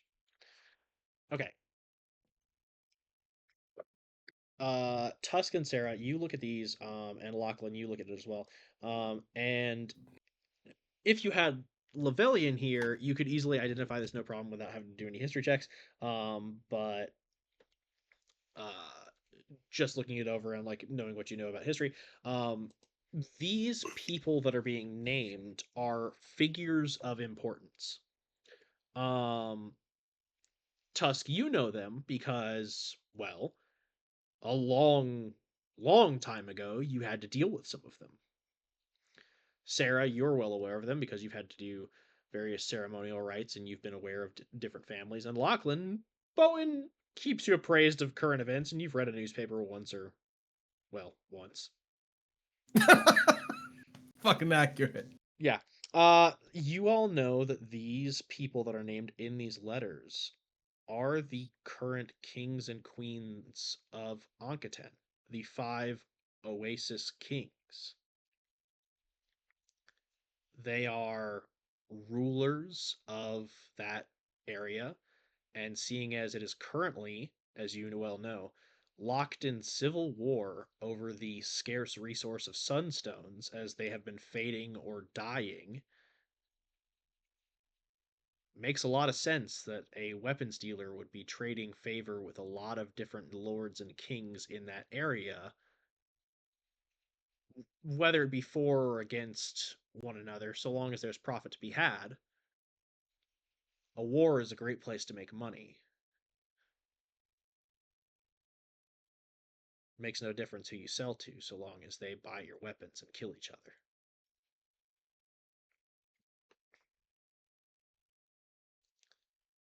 That's on the board of the Shadowlands. Yes, it is. And Lachlan, Yep. with a 26, you're looking around this, you're reading through what you've got, and you're looking at this operation. And suddenly you are kicking yourself. You cannot believe you didn't see it before. You didn't remember. Why wasn't it at the front of your mind? Why wasn't it more important? It was a minor detail, something so fucking stupid, but it was important. The last time you saw Kesrin, he was different, for sure. Definitely when you spoke with him and he asked you to take on the project, he was desperate. That much wasn't anything new. That much is just Kesrin. A fucking mooch and someone who's always trying to sell you something, whether you want it or not. But the one thing that you didn't clock, the one thing you didn't notice is his appearance. Because it didn't matter. It was immaterial. But now that you're looking back on it, his clothes were nicer. He was wearing some jewelry that he never wears. His horns that he constantly sands down and grinds to look more human had grown out a little bit and were capped with some kind of metal alloy, some kind of ornamentation that he had put on top of them to keep them from growing, but to make himself flashy and presentable. This wasn't some bottom feeder you were looking at. This was some guy who had come into money. And the one thing you didn't question when you took up the job was, where the fuck did it come from?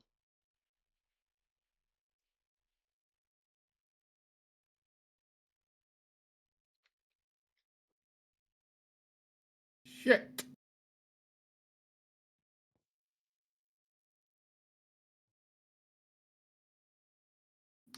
Should have charged him a lot more for that commission.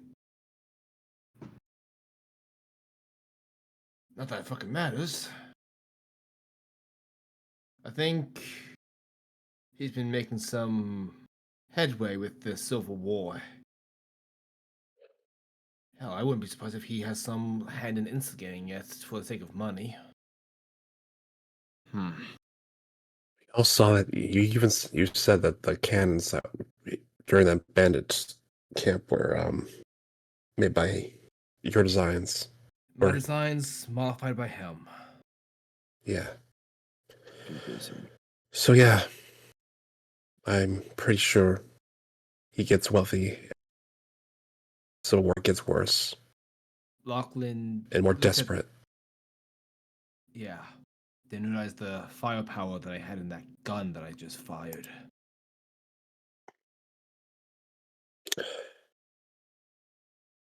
Didn't think I was gonna kill that guy.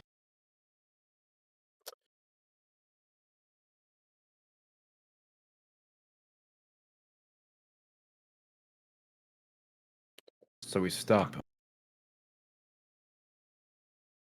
Yeah, I'm down. We stop him and the radix of the wall. I'm down.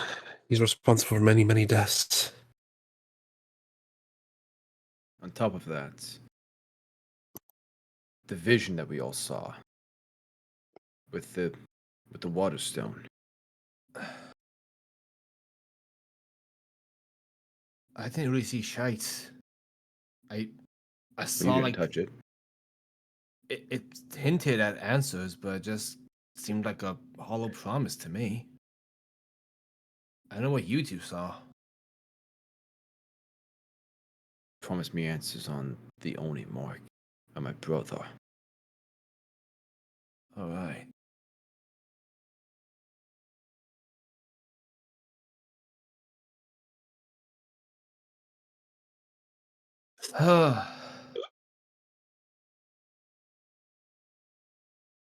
let's send these guys in and claim a reward or something. I need to get back out from under fucking ground.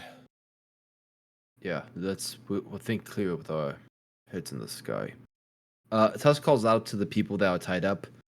Any of you guys knew about the goop behind the desk? The guy you guys were interrogating earlier, who was very forthcoming, just goes, "The what?" Don't worry about it.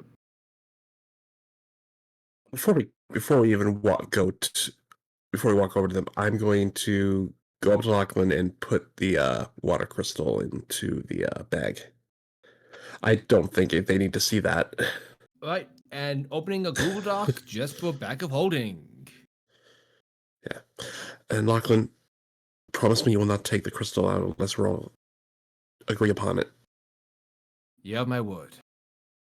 As All a right. student of Bowen.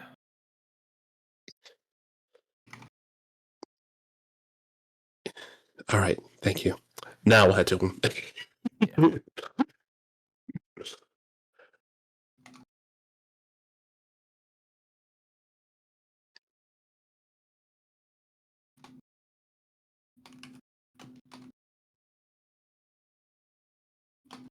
All right. Okay. Is there anything else we'd like to do before we return to the surface and wrap our session tonight? I eat the waffle in my inventory. Oh yeah, I also Lachlan pours out his thermos and just has some chicken soup. Uh, I yeah. just found this random ass waffle in my inventory. I was like, okay. Yeah, But yeah. y'all give yourself a little snackaroo. Yeah, we all head up to the surface and turn these guys over to the authorities. All right. Well, as you all return to the surface and turn these people over to the authorities, We found a crime. Pay us. Here's the drugs they were selling. uh, you all find yourselves face to face yet again with the clockwork constable. As he looks over and just goes, "I see. A bunch of roughnecks, is it? You're just out here slinging drugs and endangering the lives of my citizens? Not on my watch, I don't think so. Come with me to jail. And they're like, wait, no. I love this guy. And he quickly slaps them in irons, which shoot like a bunch of like manacles basically shoot out of his torso, like they're all on chains, and just clap onto these guys. And he starts like walking towards the prison as they're just getting dragged along behind him, unable to fight or resist. We need a team name. That's Do we have a random. team name yet, guys?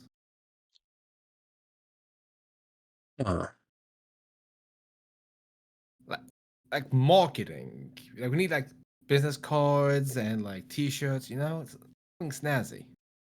Do we need that? I mean, it would make it a lot easier for people to go, "Thank you, Lachlan and the Lucky Lads," instead of not Lachlan going with that. Tusks. Yeah, we're not using that. That's just like the placeholder. We can think of a name. Yeah, Hold on, finger in yeah. sense. We'll do the like We'll the have a end look. of we'll do the end of the superhero thing, like the fantastic. Say that again. God damn it. The fantastic. We'll have the we'll have a workshop class tomorrow after a long rest. Yes. Yes. Yes, exactly what I was going for. Thank you. Well, the only two good parts of that movie. Yes, it got a good name. My favorite part of that movie is just Ben Grimm being assaulted by rocks in the third act, and just me assuming he's going through PTSD. Like, not again, no. Yeah, that and for the, like the first the 2 minutes where it turned into a horror movie with Doctor Doom. Yeah. And with Yeah, that, that was fun. Anyway, we'll yeah. go ahead and halt our recording and call it a night. Thank you all for joining us, and we hope you all have a great evening.